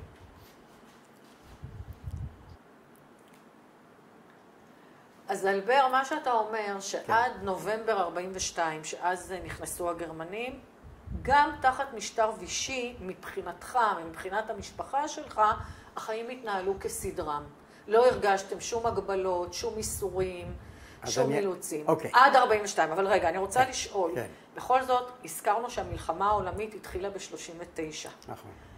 וכבר הזכרנו שהגרמנים כובשים עוד מקומות. ב-41 מתחילה גם החזית עם ברית המועצות, המלחמה עם ברית המועצות. החרימו לכם רדיו בתקופת וישי? עוד היה רדיו, או עיתונים? עוד לפני הגרמנים. עוד לפני הגרמנים. החרימו רדיו? או שהוא היה? לא החרימו שום דבר. אתם ידעתם מה נעשה בקרבות השונים? אני אישית לא ידעתי, אני בטוח שהמבוגרים דיברו, אבל בתור ילד... לא כל כך ידעת. לא, כן, מעניין אותי לשחק ברחוב. נכון. אם אתה חושב שהם גם ידעו, כי אנחנו מדברים כבר על 42, האם הם ידעו שברחבי אירופה, סליחה, הגרמנים כבר אספו יהודים בגטאות, במחנות ריכוז, וכבר עבדו מחנות ההשמדה, אושוויץ, טרבלינקה, מיידנק, אני לא אמנה עוד ועוד, כבר עבדו, תאי גזים, משרפות. אתה חושב שהמבוגרים ידעו מזה? בזמן שזה התרחש בזמן אמת? אם את אומרת לי לפני המלחמה, לא. לא, בזמן המלחמה. לפני הגרמנים, אני מתכוון, שהגיעו אליכם. אני אספר. לא, אני אומרת, באירופה זה היה כבר, כל זה התרחש עוד לפני שהגרמנים מגיעים אליכם. נכון. האם אתה חושב שהמבוגרים ידעו מה מתרחש שם באירופה, שמשמידים יהודים? אני מעריך שכן. שכן ידעו? תראי, אופיציאל, אני מעריך שכן ידעו. אני כילד לא התעניינתי, או שלא סיפרו לי, או שלא נכנס לי לעניין. פסקי, יש מצב אז, לא כמו היום, הילד היום שואל את אבא שלו, אבא שלו מספר לו סיפור שלם, על מנת שהילד ידע הכל. אז אין דיסטנס. נכון. שברנו את הכל. אז ההורים מבוגרים. נכון. והרבה פעמים שהמבוגרים יושבים לדבר, אומרים לילד את הצידה. הוא הולך הצידה בצד. הילדים לא משתפים בשני עולמות. זה לא כמו הילד היום שיודע הכל. זה נכון. בדיוק. עכשיו, הזכרת קודם את היהודים מלוב. עכשיו, היהודים, לוב הייתה תחת שלטון איטלקי, ואחר כך איטלקי גרמני, ושם סיפור קצת שונה מתוניסיה, כי תלוי איזה אזרחות הייתה לך. אז זהו. אז אם היה לך אזרחות צרפתית בלוב, אז גירשו אותם לתוניס. נכון. ואם היה אזרחית מקומית, אז שלחו אותם למחנה כמו ג'אדו. ואם נכון. היה לך בכלל בריטי זה היה, או משהו, זה היה הכי גרוע, כי שלחו גם לאירופה ולברגן בלזן. אבל אלה שהגיעו אליכם היו עם אזרחות צרפתית. צרפתית, נכון. והקימו, עד כמה שאני יודעת, הקימו גם מחנה של הפליטים האלה, הלובים, היהודים בתוניס. אתה זוכר, היה לכם מגע עם היהודים מלוב? הם הגיעו, כן. קיבלו אותם בבית ספר אליאנס, כן. מיד קודם לסקר אותם, וכולם היו כמו שאת אומרת, הם צרפתים היו, כן. בנתינות שלהם. כן. אבל אחר כך... עזרו להם, אז אתה אומר? עזרו להם מאוד מאוד, מאוד, והיו ביניהם בחורות מאוד נחמדים, השכלה מבנגזי. רובם הגיעו מבנגזי. כי שם היו קרבות של רומל ומונטגומרי. נכון, זה היה קצת יותר במצרים, זאת אומרת במדבר. במצרים בסדר. אבל אתה צודק. על המין. היו קרבות מאוד מאוד קשים בין הבריטים והאיטלקים. וכמה פעמים שינו מקום. והגרמנים, בדיוק. אוקיי. נכון, בלוב זה עד שהבריטים שחררו, זה היה פינג פונג, פעם הבריטים, פעם האיטלקים, פעם... אתה צודק. אוקיי, נחזור אליכם. אז אתה זוכר שעוזרים ליהודים מלוב, אלה שגרשו... ואלה הראשונים עלו ארצה. באמת? הם הראשונים? מ-48. הם הראשונים? ועברו כמה... לא חזרו לבנגזי? לא, שינו להם את השמות ואת הכתובות. חלק העבירו אותם ברכבת לאלג'יריה, מאלג'יריה יצאו לצרפת וככה הגיעו לארץ ישראל. אז בואו נדבר מה שקורה בתוניס. אנחנו מגיעים לנובמבר 42. שאז בעצם הגרמנים, שכבר היו בנסיגה מאל אלמיין וכל הסיפורים האלה. בדיוק, משם באו, מדרום. בדיוק, מהדרום, ומצד שני האמריקאים כבר היו באלג'יריה, בדיוק, במרוקו, והגרמנים ככה כאקט אחרון כובשים את תוניס. כובשים את תוניס. מה זכור לך? אתה זוכר את היום שהגרמנים... בוודאי. אני זוכר, קודם כל, המבוגרים היו מדברים בלחש. אני פתאום שומעים כל אחד ככה מדבר. מה העניין? לא ידעתי, לא ידענו, אחר כך מישהו סיפר, ישב ואומר, שמעת? הבן של פלוני שעבד בבנק, זרקו אותו מעבודה בגלל המשטר וישי. אוקיי, זה היה עוד מווישי. מווישי. הבן של זה והבן של זה ומיסיו טל וטל. זאת אומרת, אתם בבית לא הרגשתם את זה, אבל מסביב כן הרגישו. מסביב הרגשנו, כבר אני שמעתי את המבוגרים מדברים. וכעבור כמה זמן, באו המטוסים הראשונים הגרמנים. הפצצות? פעם הראשונה, לא. פעם הראשונה שהגיעו, זה כמו ים שחור. מטוסים גדולים, שחורים, וירדו באלאווינה, זה האזור התעשייה, האזור... שדה התעופה. לארדרום תוניס. ועוד פעם כמה ימים, כמה זמן. ונכנסים לעיר חיילים גרמנים? לא ככה. זה היה קודם כל גיוס של עובדים, יהודים. עובדי כפייה. עובדי כפייה. הצעירים. כן. אז לקחו את אבא ושני אחים. לאן לקחו אותם? לבית ספר אליאנס, היו שני בתי ספר אליאנס. היה אחד ברובע אירופאי. כן. אבל הם נשארו באליאנס או רק אספו אותם שם? לא, שם אספו אותם וחילקו אותם למחנות. אז מי האחים, אבא שלך והאחים שלך לאן הלכו? לביזרת? אנחנו לא יודעים. היום אתה לא יודע איפה הם היו? לא, אז אחר כך שבאו, כן. לא, אבא לא היה בביזרת, אבא היה באיזה מחנה, היו 30 מחנות בתוניסיה, מחולקים. אבל הוא היה בתוניס עצמה, בעיר? לא. לאן לקחו אותו? לא, לקחו אותם, אני לא יודע איפה הוא בדיוק, אבל אבא שחררו אותו אחרי מעט זמן, כי היה מגיל 52. כי היה מבוגר. והאחים? והאחים, יוסף עבד בשדה תעופה. כן. הסיפור של שדה תעופה זה היה היו שם יום ונורא. הפצצות גם. קיבלו הפצצה יום. נהרגו שם. נהרגו הרבה יהודים. כן. אז הוא היה ישן בשדה התעופה או חוזר הביתה? לא חוזר הביתה. לא חוזר הביתה. לא חוזר הביתה, במקום. אלברט, כשלקחו אותם, כן. איך זה נעשה? הגיעו אליכם גרמנים או ז'נדרמרים, או הם קיבלו צו? איך לקחו אותם? הנציג היהודי דרך הנציגים היהודים. מודעות, כל יהודי מגיל 18 עד גיל 50, עליו להתייצב בבית ספר אליאנס. וכל זה עוד אתם עוד לא רואים גרמנים בינתיים? לא, הגרמנים התחילו לבוא לרחובות פתאום רואים זוגות. חיילים. חיילים. זאת אומרת, הם לא נכנסו אליכם, נגיד, בטנקים או בדברים כאלה, לא, אבל אתם רואים אותם ברחובות. והיה כתוב על הקיר, כתבו, ורבוטן בטריטן, משהו כזה בגרמנית, שפה אוף ליימט, הכניסה אסורה. להם. הם לא יודע משום מה פחדו להיכנס לרובע היהודי לעומק, קיבלו הוראה מהגרמנים עצמם. אתה בערך ילד בן 10, נכון? משהו כזה. כשאתה רואה חייל גרמני ברחוב, זה מרשים אותך, מפחיד אותך? אני בורח. מפחיד אותך. בוודאי.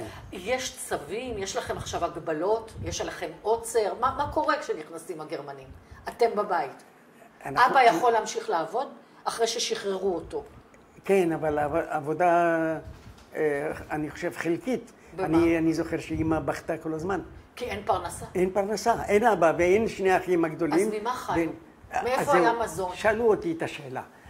אני לא יודע, לקחה לחם יבש, עשתה ממנו קוסקוס. אתה זוכר מחסור ורעב? מחסור כל הזמן. עד כדי רעב? עד כדי רעב, לא היה מה לאכול. והמעט שקיבלנו זה היה מעט, זה לא אף פעם לא הספיק. איזה הגבלות יש עליכם עכשיו שנכנסים הגרמנים? לא יצאנו כמעט מהרובע. יש עוצר. לא עוצר, לא יצאנו. אי אפשר לצאת. לא יצאנו. אז כבר אתה לא בבית ספר? לא, בוודאי. בית ספר נסגר? נסגר. אוקיי. אי אפשר לצאת, יש עוצר, יש מחסור במזון. כן. היו בשלב מסוים הפצצות. הפצצות כל היום. מה עשיתם? הפצצות מעניין, היו בריטים ואמריקאים. אמריקאים. היינו רואים את המטוס כזה קטן. עולה למעלה, זורק את הפצצה ובורח הביתה. הורג את האנשים בעיר. מדוע העיר? כי הנמל היה צמוד לעיר, והפצצה 200 מטר לענה, זה לא בעיה. הפציצו את הנמל, את שדה התעופה. החיילים האנגלים, הבריטים, היו יורדים נמוך, פוגע בול בנמל, איפה שהאונייה, והולך הביתה. אבל מה אתם עושים בזמן הפצצות? יש מקלטים, יש מרדפים, מה עשיתם? זה מעניין מאוד, שהצרפתים הכינו על יד, ברחוב שלי, מקלט מבטון, וכניסה עם שקי חול כזאת, וישר סירנה. בסירנה זאת אומרת צריכים לצאת מהבית להיכנס.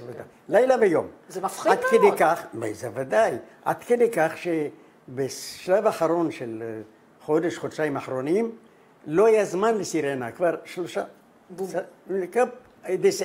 דסיה, ישר אתה נכנס ויושב שם. עד הסוף. בסוף עוד פעם סירנה, זאת אומרת להשתחרר, הלכו. ובלילה, כשבאו המטוסים, ראינו רק אור. וירי כלפיהם. את ההבזקים. אבל שטויות. נספו יהודים בבתים, זכור לי ברחוב לונדון, אבניד לונדר, גואדנינו זה קראו לחנות של המאפיה, הבניין על יד, על החצי נחתך, והלכו שם 4 או 5 משפחות יהודים. עם כל. זאת אומרת, הנספים שלנו בתוניסיה. זה הפצצות. מהפצצות. דווקא מהאנגלים והאמריקאים. למרות שגם היו כמה כאלה עכשיו, יהודים שהלכו לביזרט, אלה סבלו הכי הרבה. מישהו מהמשפחה המורחבת היה בביזרט? לא. חברים כן, שכנים כן. לא.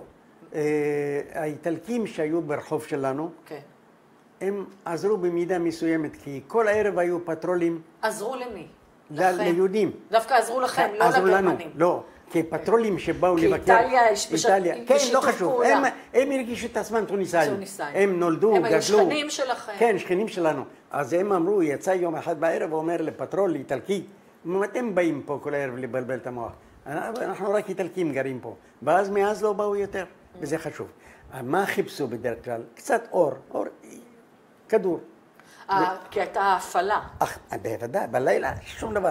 הייתה לנו משהו כזה מרובע, וחלילה אם היה מול הדלת או משהו כזה, תיזהר, תכניס בפנים. זו הייתה האווירה. היה מצב שהגיעו אליכם לדירה גרמנים? לא. כי יש מקומות שהם נכנסים. נכון. הם גם חיפשו נשים, בחורות, יהודיות. נכון. היה מצב שהייתם צריכים למסור את הרדיו, שהחרימו לכם תכשיטים. אופניים. מי לוקח את זה? ז'נדרמרים צרפתים או? רק הצרפתים לקחו. הצרפתים לקחו. בזמן הגרמנים. כמו בצרפת. אוקיי. כן, אז החרימו רכוש. כן, לקחו. והכל הוזרם לבית הכנסת הגדול באבנית פריז. הייתם צריכים גם תכשיטים למסור, גם כסף? בג'רבה הם היו צריכים למסור בג'רבה לקחו כופר זהב. 20 קילו, 50 קילו. 20 קילו זהב. כן, אז נכון. אתם הייתם צריכים גם למסור דברים כאלה? אני לא יודע, לא זוכר. אמא שלי לא נתנה. הסתירה דברים? הסתירה? לא, לא, לא. אוקיי. אבל רדיו לקחו, אופניים לקחו מכונת תפירה של אח שלי שעבד איתה, זו הייתה פרנסה שלו, זה נלקח. עכשיו, אני שמעתי שהיו יהודים שפחדו להישאר לבד בבתים, אז עזבו את הדירות כדי להיות ביחד כמה משפחות. יכול להיות, יכול להיות. ושמעתי שהרבה פעמים דווקא הערבים בזזו את הדירות האלה. גם הלשינו לגרמנים וגם בזזו. אז ישתמע, הערבים חלק בזזו, זה נכון, ואמרו יהודים גרים פה, לגרמנים, וחלק אחר שעזרו עם היהודים, אמרו, אם יש לכם סחורה, יש לכם משהו, תביאו אצלנו. כן, אני שמעתי שיהודים... ולא דווקא בתוניס. כן, לא, שמעתי שגם בתוניס לפעמים ערבים שהיו ביחסים טובים הסתירו גם. היו כאלה והיו היו כאלה וכאלה. הרי השליט המוסלמי, הביי, נכון? הביי מוצא. הביי. אני הבנתי שהוא... באלג'יריה זה הדיי. כן, אצלכם זה... זה היה מושג של הטורקים. 300 שנה כבשו את כל התוניס, את צפון אפריקה. כן, אבל ביי, התקופה... אצלכם זה היה ביי. ולמה קראו לזה... הביי מונסף. חרה? לא, הבן מונסף ביי. למה קראו לזה חרה? למה? כשהיהודים גרו בחרה, באזור הזה, בזמנו היה שער, חומה. כן. ואז היו בחוץ. הלכו להתלונן, גנבו לנו, עשו לנו. אז הוא אומר, כמה אתם? הוא אומר, חרה. חרה זה במושג טוניסאי, זה 3 ביצים, 4 דברים, זה חרה, זה קצת. אז ככה. אז הוא אומר, חרה. הוא אומר, חרה, אם ככה, תיכנסו בפנים. ואז ככה קראו לזה חרה. כן, בדיוק, מספר קטן. אוקיי. כן. אוקיי. אז מה עוד בזמן המלחמה, אתה זוכר?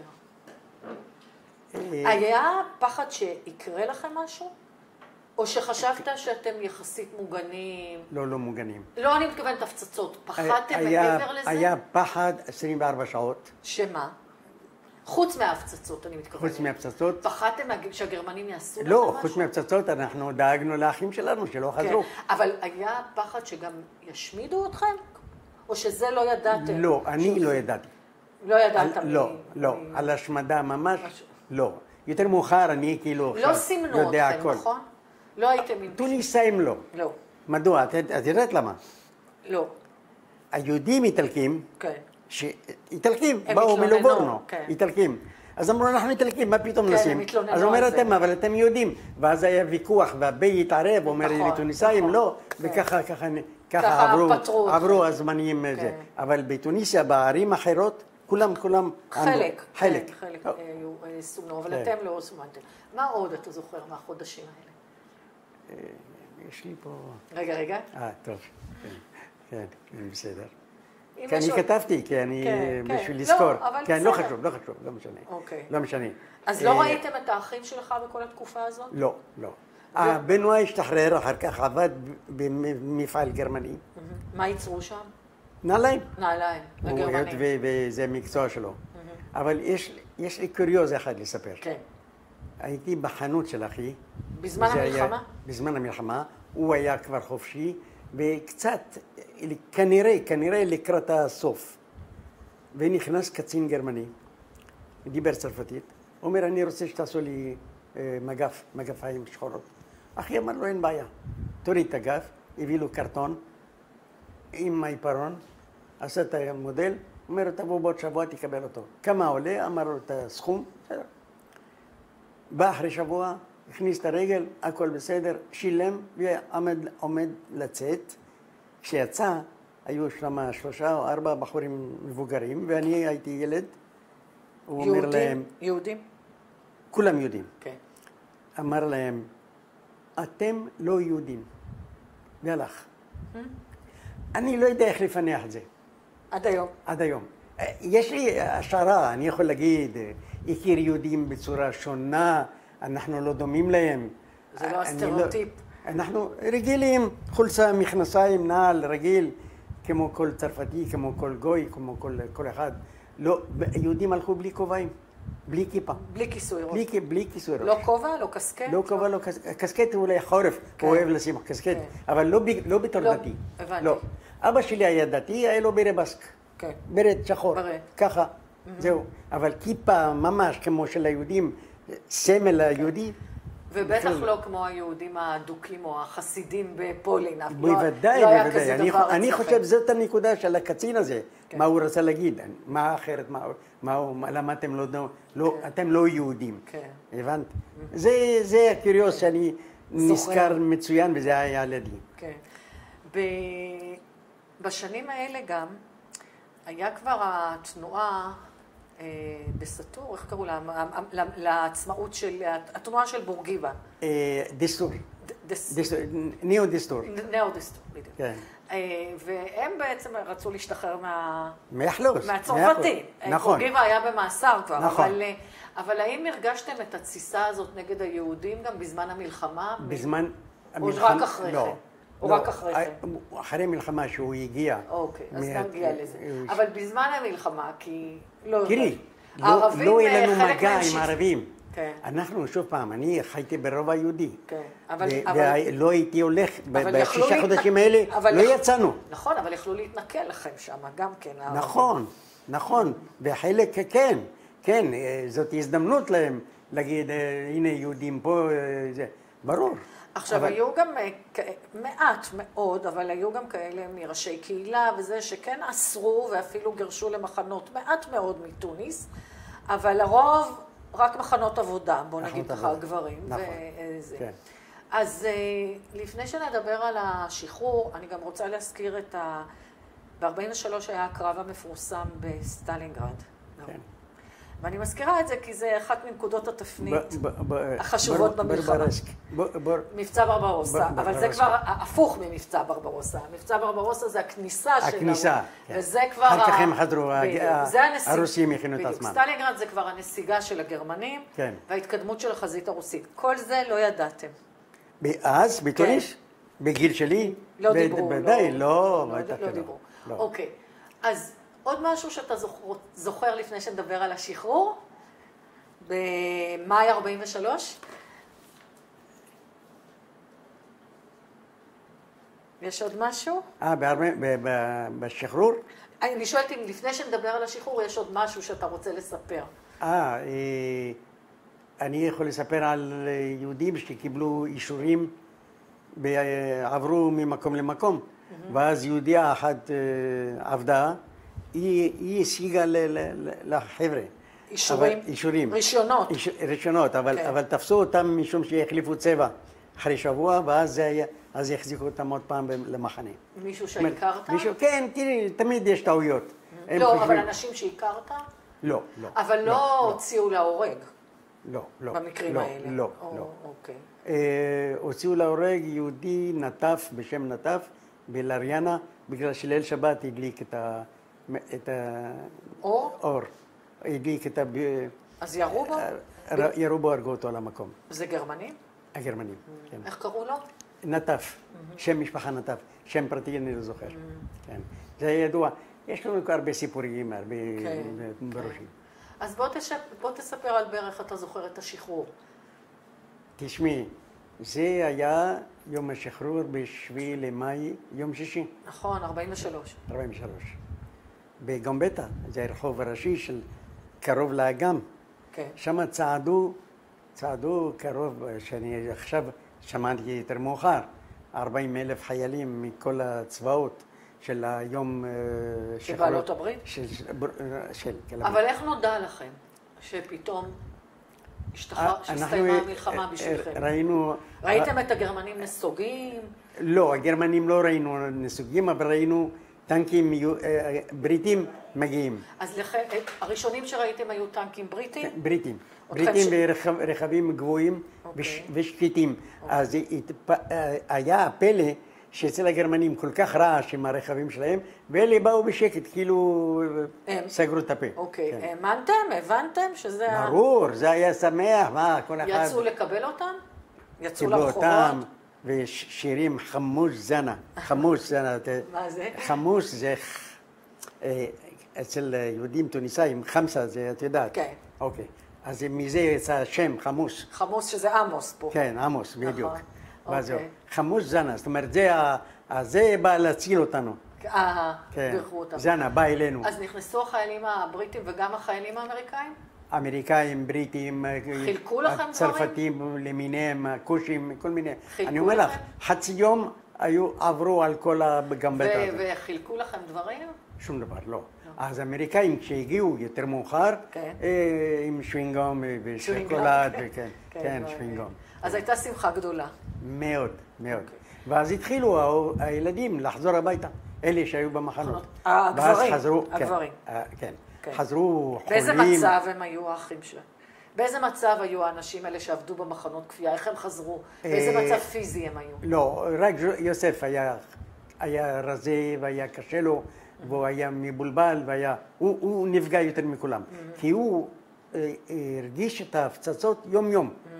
מה הם עשו שם? בנו דברים או סחבו? לא, הגיעו מטוסים, צריכים לפרק אותם, פרקו, ואז הוא אומר, אני לא יכול להרים את הארגז הזה, אז הביאו פועלים ערבים. והם ברחו, ופצצה, ועוד פעם, ועוד פעם. כן, היה להם מאוד מאוד קשה, היה לו. טוב, אז אצלכם לאט לאט אפשר לומר שהחיים חוזרים למסלולם אחרי השחרור? אתה חוזר לבית הספר? במידה מסוימת, כן. אתה חוזר לבית הספר? אין בית ספר. אין כבר אליאנס? אין כבר לא היה. אחרי? אחרי מאי כבר לא היה נכנסים לקיץ. אוקיי, אבל אחר כך בספטמבר? אז אבא אומר, אם אנחנו כבר פה, בואו לעבור 3 חודשים. נשארנו שם 6 שנים, עד העלייה. שכרתם שם דירה? שכרנו דירה, וישבנו שם. ונסענו 4 פעמים ביום. רגע, ואתה נסעת לבית הספר בתוניס? לא. הפסקת ללכת לבית ספר? גם לגולט, שבגלל שזה נמל, אז גם ההפצצה הייתה על הבית ספר הזה. אז הפסדתי עוד שנה. אז רגע, אני בכלל... אז רגע, אתה לא חוזר יותר לבית ספר? חזרתי אחרי 2. לאליאנס או בית ספר? לא, בלגולט. בית ספר צרפתי? צרפתי. אוקיי. כן. ושם יש עוד ילדים יהודים איתך? הרבה יהודים, אבל לא הכרתי אף אחד, הייתי חדש. כן. וזה היה בשבילי... אבל מי עוד? היו גם צרפתים? צרפתים, איטלקים, מלטזים. מלטזים, ממלטה. ממלטה, היו הרבה. כן, ואחרי המלחמה, כן. סבלת מאנטישמיות בבית ספר? אני לא חושב. לא. לא. אוקיי, מה לגבי הערבים? הזכרנו כבר את התסיסה של הערבים. ערבים... אחרי המלחמה. אחרי המלחמה. אני הכרתי בחור יהודי בשם רובר סדון, הביא בחור איתו, חבר. ערבי? ערבי, אבל לא ידעתי. הוא אמר לי, הנה ז'ק, קראו לו ז'ק. ובאנו הביתה, שתינו קפה, פטפטנו והזמין אותנו, אחר כך הז'ק הזה הזמין אותנו אצלו הביתה. ושמעתי את ההורים שלו, מדברים צרפתית. אבל עם אקסנט קצת, טריבל, קצת ערבי. אז אמרתי, הוא אומר לי, כן. מדוע? הם הבינו, הערבים, האמנסיפציה של הצרפתים, עד כדי כך שאומר, מה הטעם שלו שהילד הזה ילמד רק ערבית או שלא ילמד צרפתית? אבל מצד שני, זה שנים שמתחילה המאבק לעצמאות של טוניסיה. לא חשנו בזה בכלל. אוקיי. מ-43 בוודאי שלא היה. לא, אני מדברת כבר אתם השתחררתם מוקדם. זה כמעט אבסורד שכשאתם משתחררים, עוד אחרי שאתם משתחררים, משמידים את כל יהודי הונגריה. נכון. אז אתם, עוד 2 הייתה מלחמה אחר כך. נכון. אבל ב-45, מאי 45, הסתיימה המלחמה באירופה. כולה, כן. אתה שמעת על זה. ב-45 אתה בערך נער, בגיל בר מצווה בערך, נכון? משהו כזה. האם כשהסתיימה המלחמה העולמית, האם אז כבר נודע לך מה קרה במלחמה הגדולה? האם ידעתם כבר... הנה מה שאני זוכר מצוין. על השואה, על מיליוני יהודים? רגע, כן, כן. או שזה הרבה יותר מאוחר? לא, ב-45, רדיסיון סון קונדיסיון. אוקיי. זה של היפנים בהירושימה. אתה מדבר על הפצצה האטומית. על הפצצה האטומית. שזה היה באוגוסט. כן. ההורים... אבל אני שואלת אם ידעתם על השואה, על מיליוני יהודים שהושמדו בגזים, וכמו שאמרתי, במקומות כמו אושוויץ. אני כנראה... מתי זה נודע לך? לפני שעלית לארץ? לפני שעליתי לארץ, כן. ידעתם כבר על זה? בוודאי, אני ידעתי. אבל אני בתור ילד בגיל כמו לא, אני מדברת אחרי שמלחמה. כן, ההורים דיברו, אחים דיברו, אבל לא עניינו אותי. אנחנו שוב פעם, אני אומר לך, ילד בצד, אתה לא שייך. אז כשאתה עובר לגולט, עברתם ב-43, נכון? כן. אוקיי. שם הייתה פעילות של בית"ר אחרי המלחמה, או היית נוסע לתוניס? לא, בלגולט היה כן? לגולט, כן של בית"ר. אוקיי, תספר לנו על הפעילות בקן של בית"ר. אז אנחנו היינו נפגשים בבית כנסת מסוים, שזה יהיה המקום המרכזי. היה לכם את המדים של בית"ר גם? היה לנו. הנה, יש לי תמונות. כן. חום כזה? חום כזה, עם קרבט, עם הכובע. כן, הכל. כן. ומי היה? כל יום ראשון, במוצאי שבת כבר, יצאנו לחפש אוכל, לקחת איתנו למחרת. כי יצאנו מחוץ לעיר. למחנה? לקחנו אוהל, עלינו ברכבת, ואם זה המלכר, קרטאז', לא רחוק מלגולט. קרטאז' זה קרטגו. קרטגו, כן. קרטגו, המלכר, דרמש, לוקרם. כן, כל המקומות. הרכבת עבדה כל 2 קילומטר תחנה. ועל כל אורך החוף. אבל הפעילות שלכם בבית"ר הייתה גלויה או הייתם צריכים להיות בסתר? גלויה, שרנו בעברית ברכבת ואף אחד לא הבין מילה. לא הם ולא אנחנו, גם אנחנו לא. שרנו כאילו בעברית, כי המילים פונטי, כן, כל אחד הבין מילה פה, מילה שם, אבל שרנו, ואנשים מסתכלים עלינו, באיזה שפה אלה שרים? לא פחדתם? לא, בכלל לא. אוקיי, אני אשאל את זה ככה. אם דיברנו קודם על לוב, אז אנחנו יודעים שבלוב, בבנגזי ובעיקר בטריפולי, אחרי שהסתיימה המלחמה העולמית, גם ב-45 ואחר כך גם ב-48, היו פרעות ביהודים על רקע המאבק בארץ ישראל, בפלסטינה, בין ערבים ויהודים, הייתה מתיחות.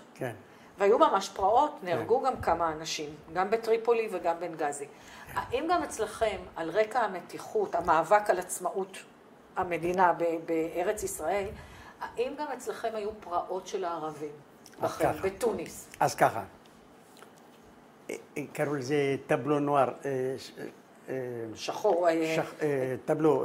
לוח. לוח גדול, שכל החדשות של כל רגע נכתבות. ואנשים עומדים והסתכלו. עד שזה יגיע לרדיו ולזה לא צריך. מה, היו כותבים בגיר? בגיר. וואלה.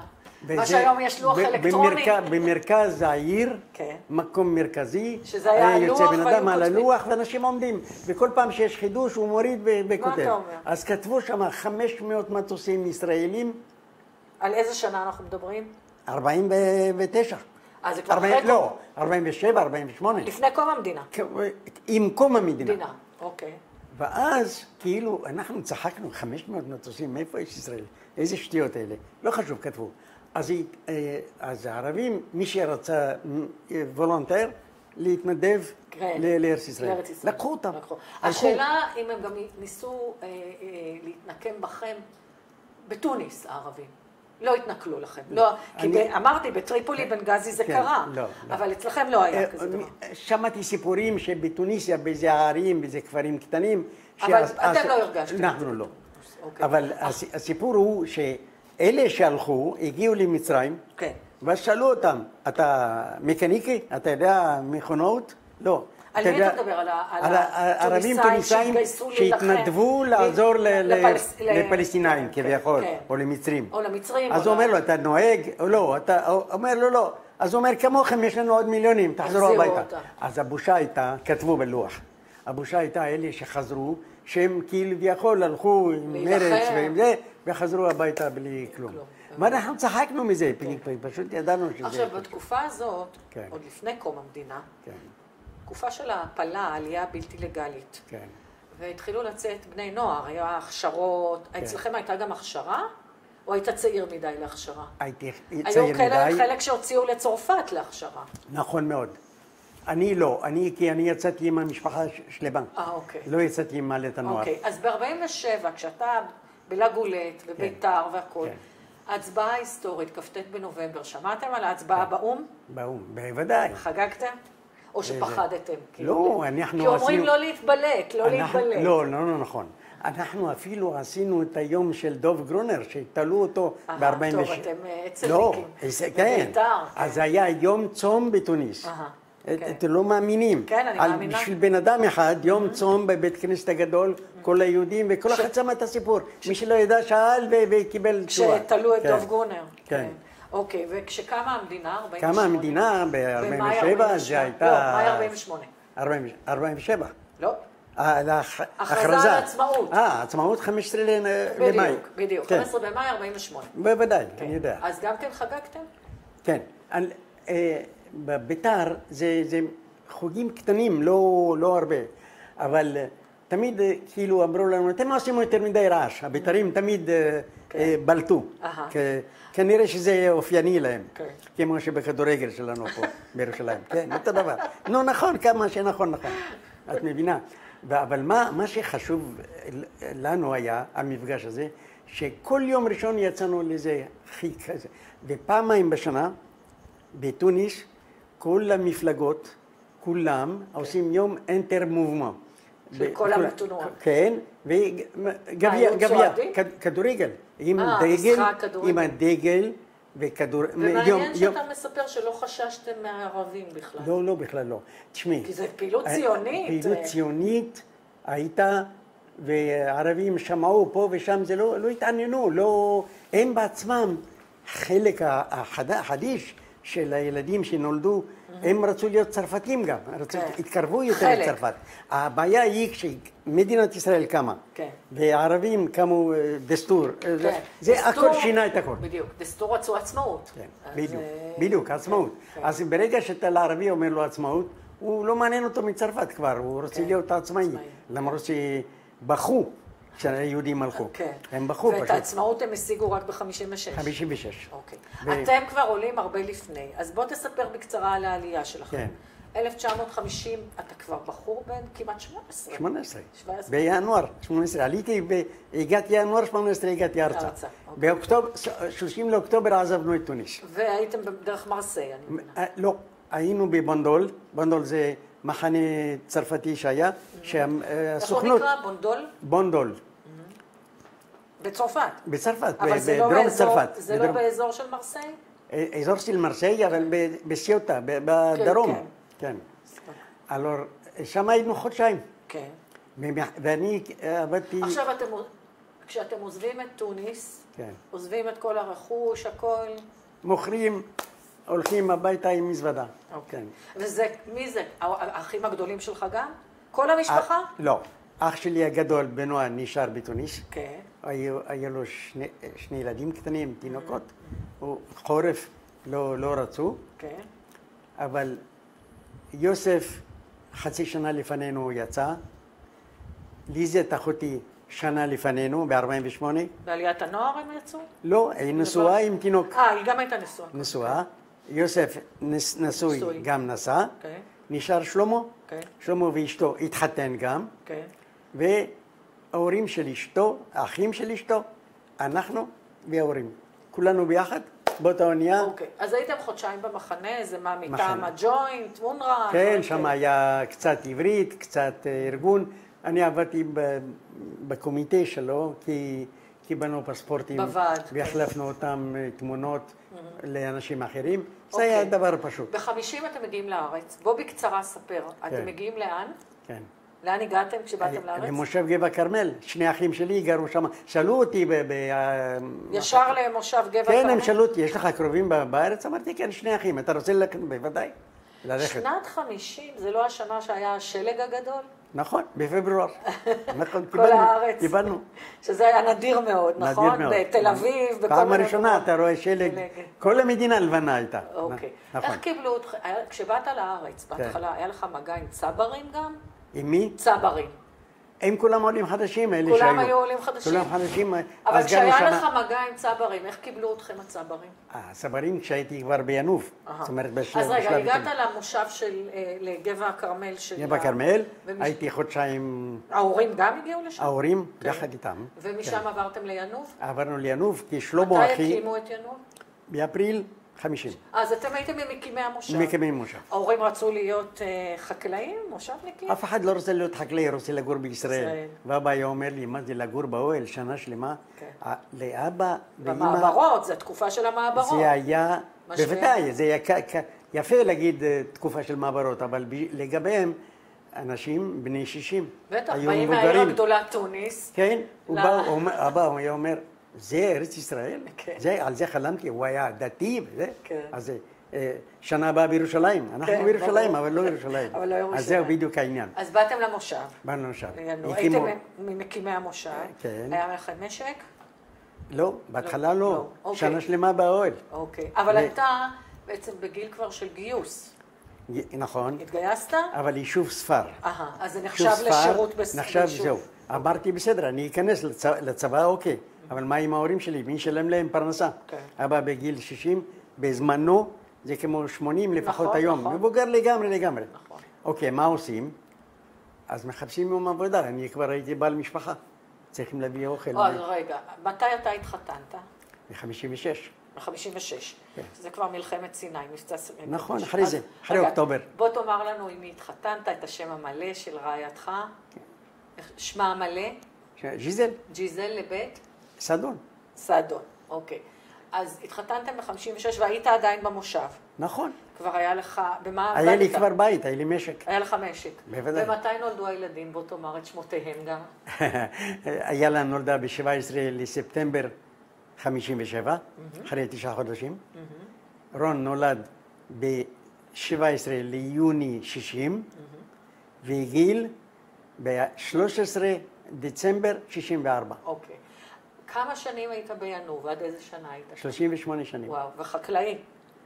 במידה מסוימת, כן. מה גידלתם שם? קצת לול, חקלאי פרדס, גידלנו אחר כך פרחים.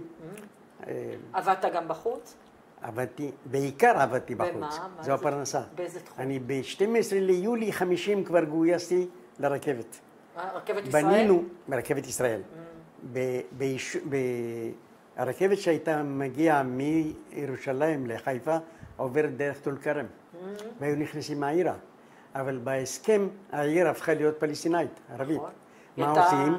כן, אז אנחנו בנינו 3 קילומטר מערבה. אבל זה 50 מטר מהגבול. מהקו הירוק. הקו הירוק. הקו הירוק. אוקיי. ושם עבדתי 30 שנה.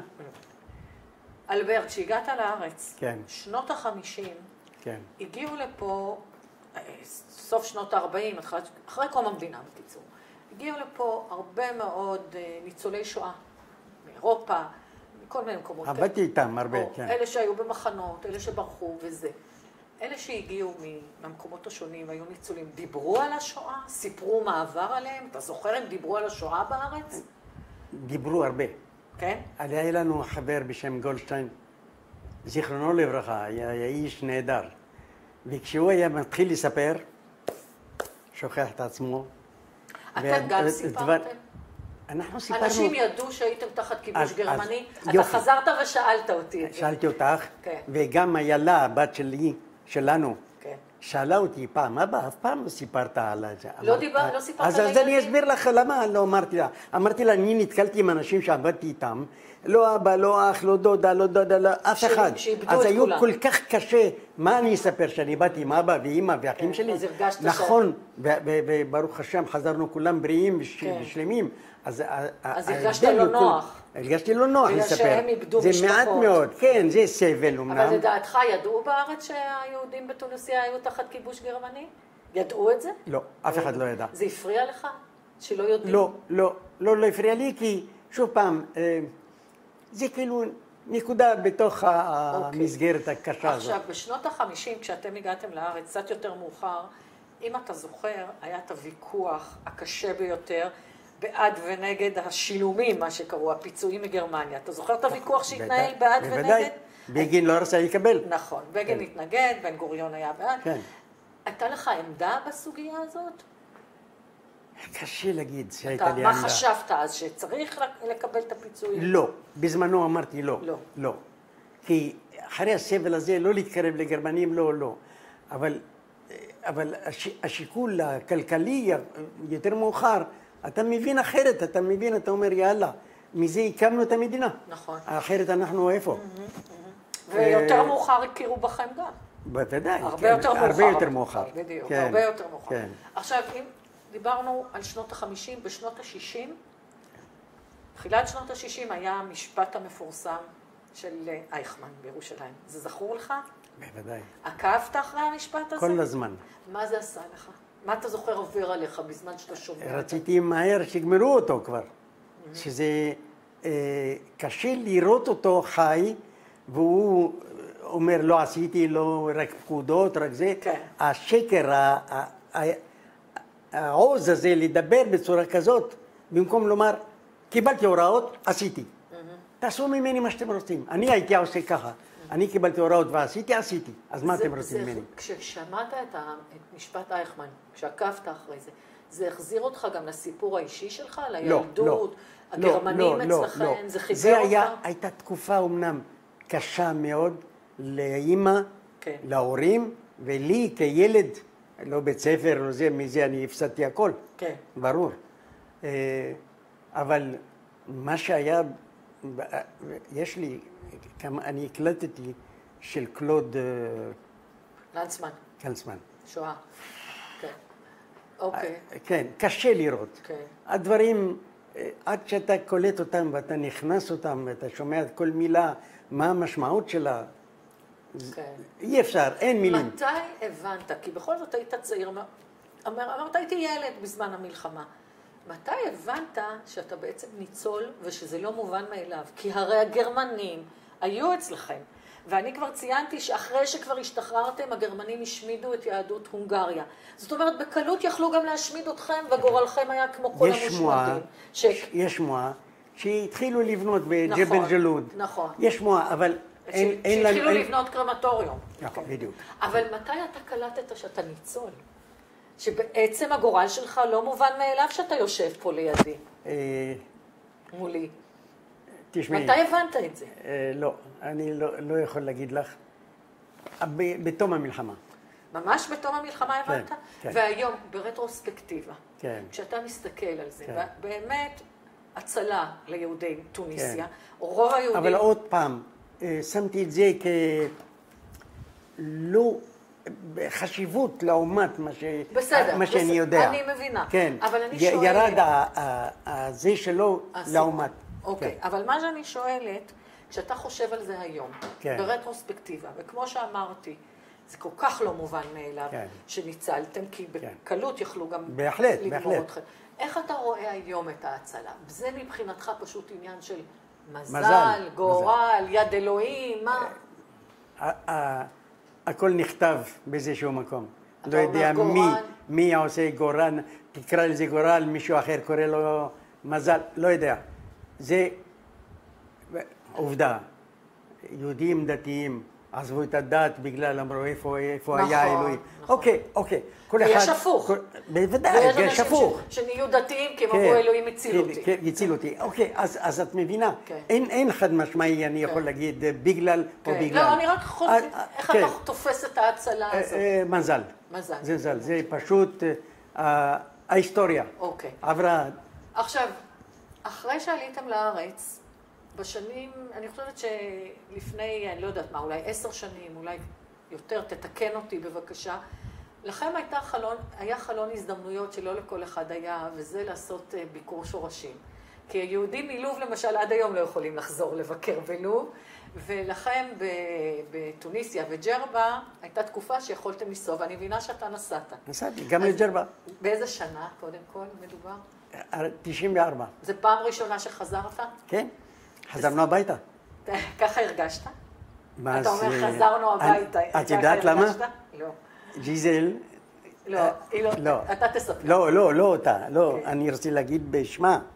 כי הגענו לגולט עם האוטובוס, ואני רץ לכיוון הבית שלי. והוא שם עמד עוד? עומד. והאישה מקומה ראשונה ראתה אותנו, היינו 6 חבר'ה עם קסקט צהוב, ככה להכיר אחד את השני. ואז היא ראתה אותנו, סגרה. ועלינו קומה ראשונה, דפקתי על הדלת. לא פתחה? לא פתחו. פחדו? פחדו. אישה לבד בערבייה, מה פתאום? אבל ממול, 3 דירות. ממול פתחה אישה צעירה, בצרפתית, אמרה, כן אדוני, מה אתם רוצים? מה העניין? אז סיפרתי לה, אני גדלתי פה, אני... הייתם בטיול מאורגן, אני מבינה. טיול מאורגן. 3 אוטובוסים יצאנו מארגון טוניסאי פה מנתניה. אוקיי. כן. ואז היא אמרה, אני אפתח לה, אני אדבר ממנה. דווקא על הדלת, חג'יג'ה, בשם שלה, קרא. איפה? היא לא פתחה את הדלת.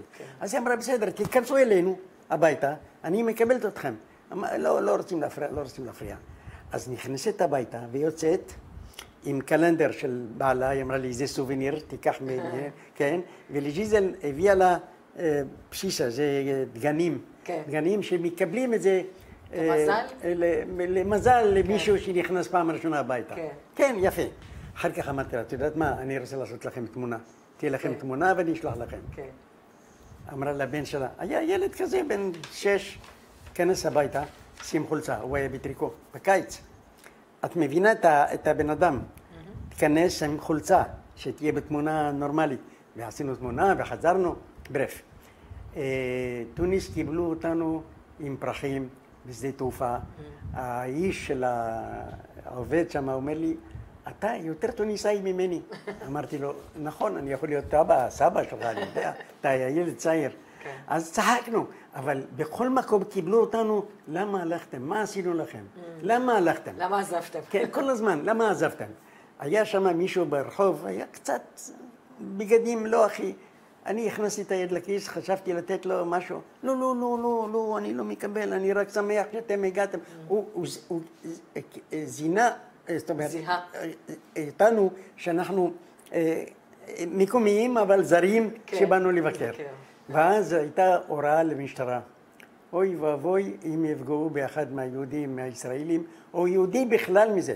כי בג'רבה היו 10,000 יהודים ביום הזה. אנחנו נדהמנו. כל כך הרבה אנשים מצרפת באו, כל היהודים, בגלל המקום הזה. עד היום הולכים, כל שנה הולכים. יש משוגעים נקרא לזה. אוקיי. היום זה כבר יותר בעייתי. היום יותר בעייתי, כן. לא פחות מ-12 איש בקבוצה.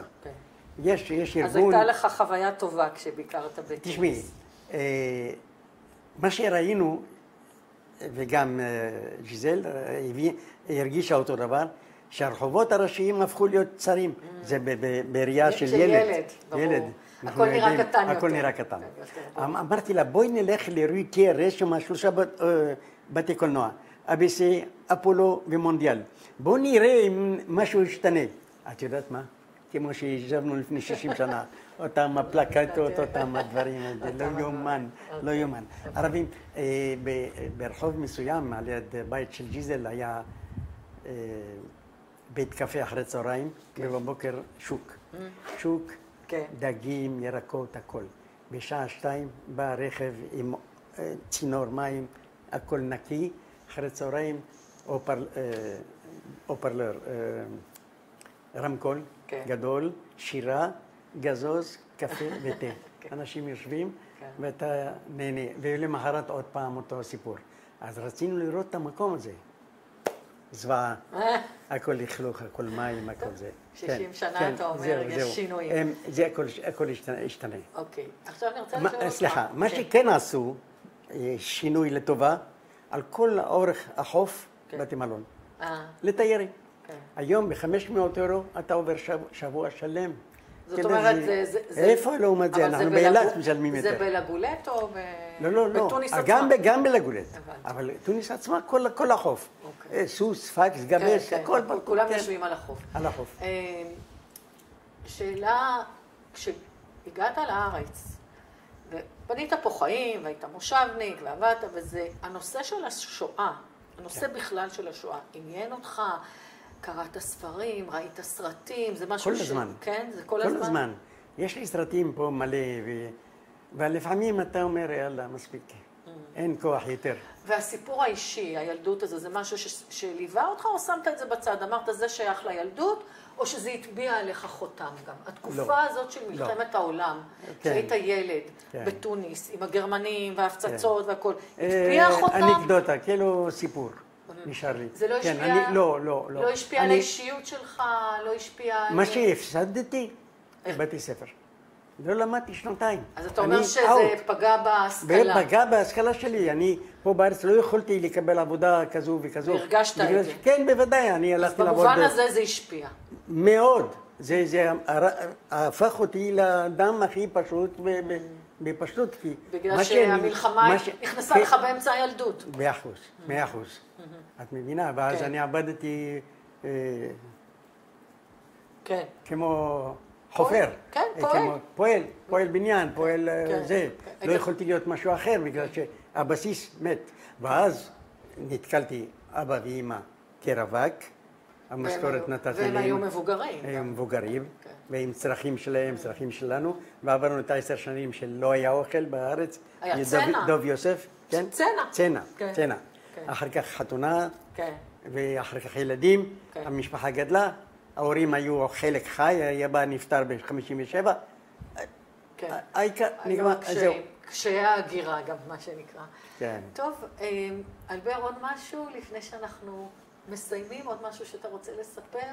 לא. נזכר, אתה חולם לפעמים על הילדות בתוניס? זה חוזר בחלומות? לא. מה שאני חולם זה עבודה ברכבת. זה לא יומן. לא יומן. כי שם אזור חם מאוד, טול כרם זה אזור מזרחי. כן. היינו מתערבים, הפועלים, שרק ב-11 בבוקר מגיעה הרוח הראשונה מנתניה. אבל לא חלומות על תוניס, או על המלחמה? לא, אנחנו מדברים הרבה, ג'יזל ואני, כי אנחנו מאותו העיר, מאותו גיל, מכירים המון דברים ביחד, והיא הכירה חבר'ה שלי, שאני עזבתי אותם ב-49, היא הכירה אותם, אז זה הקשר שלנו, בחבר'ה מלגולת, אלה בארץ נפגשנו הרבה פעמים, הזמינו אותי לחתונות של הילדים שלהם. אבל לא משהו שחולם על הילדות. לא. טוב, אז אולי לסיום, בוא תאמר את המשפטים האחרונים, בוא תגיד לילדים והנכדים שלך, אני מבינה שגם יש כבר נינים, תאמר כמה משפטים לסיום, מה היית רוצה לומר להם על סמך ניסיון החיים שלך, מה אתה רוצה לאחל להם, בוא תגיד להם כמה משפטים. לילדים שלי, לנכדים שלי, קודם כל אני מאחל להם בריאות, זה ברור. ברור, בריאות, שמרו על עצמכם. מאוד מאוד חשוב. כתוב, שמרו על עצמך, אני אשמור אותך. אבל תאמינו במה שאתם חושבים, תאמינו בעצמכם, ותמיד עם ראש מורם, בלי פחד. ותאהבו את המדינה שאתם חיים בה. כי זו המדינה היחידה שיש לנו, אין לנו אחרת. וזה רואים במשך כל מאות שנים שעברו, אפילו עשרות שנים האחרונים, אנחנו ראינו מאיפה באנו ומה נשאר לנו, וצריכים לשמור על הקיים. וזה בידיים שלכם. תודה רבה. אלבר, אני רוצה להודות לך מאוד בשמי, בשם יד ושם, לאחל לך ולג'יזל הרבה בריאות והרבה נחת מהמשפחה. תודה.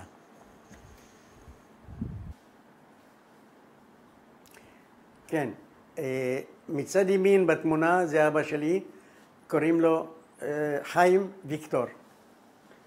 ומצד שמאל אמא, רחל, בחלה, יש לה גם שם כינוי בערבית.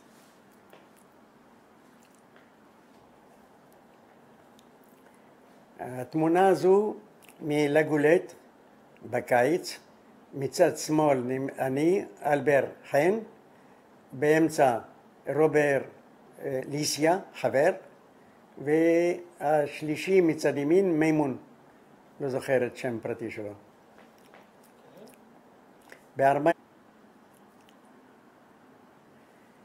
בתמונה הזו נעשה ב-48, אני נמצא מצד ימין תחת לחץ, וכל היתר אנשים שהיו איתנו, החברים של התנועה. מצד שמאל זה בדוק, מי שבדוק קראו לו אבא של טיטל, גיסתי. והיתר חברים שהיו במקום. בתנועת הנוער. בתנועת הנוער.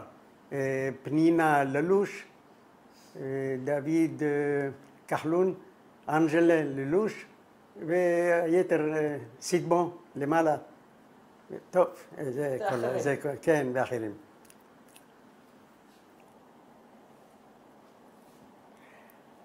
זו תעודת זהות שלי מתוניס, עשיתי אותה ב-48.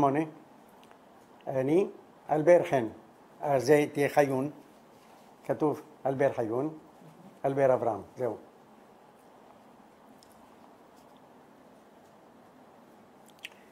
בתמונה הזו, מצד ימין הראשונה, אחות של ג'יזל, דדה ספז, אחריה אחותי ליזת חיון, אחר כך באמצע אמא רחל, אמא שלי, אחר כך ג'יזל אשתי, והאחרונה מצד שמאל, טיטל גיסתי, אשתו של אחי יוסף.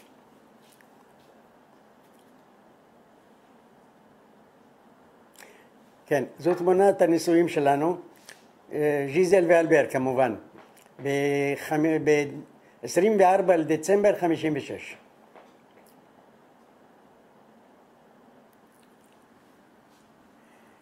זו תמונה של אחד מהחגים, אנחנו רגילים להתאסף בחג אצלנו בבית. מצד שמאל עומדת איילה, הבת הבכורה שלנו. מצד שמאל למטה דור, הנכד. על ידו אימא שלו רותם, אחר כך רון הבן שלנו, וגיל אחריו, מצד שמאל. כאשר מצד ימין אלי בעלה של איילה, ואני כבר לא מזהה מרחק בדיוק, אבל הנכדים, אוקיי. התמונה הזו בשנת 2012, כן. אז חגגנו 80 שנות חיים. במרכז ג'יזל מצד שמאל ואני על ידה, והיתר הילדים והנכדים והנינים מסביב.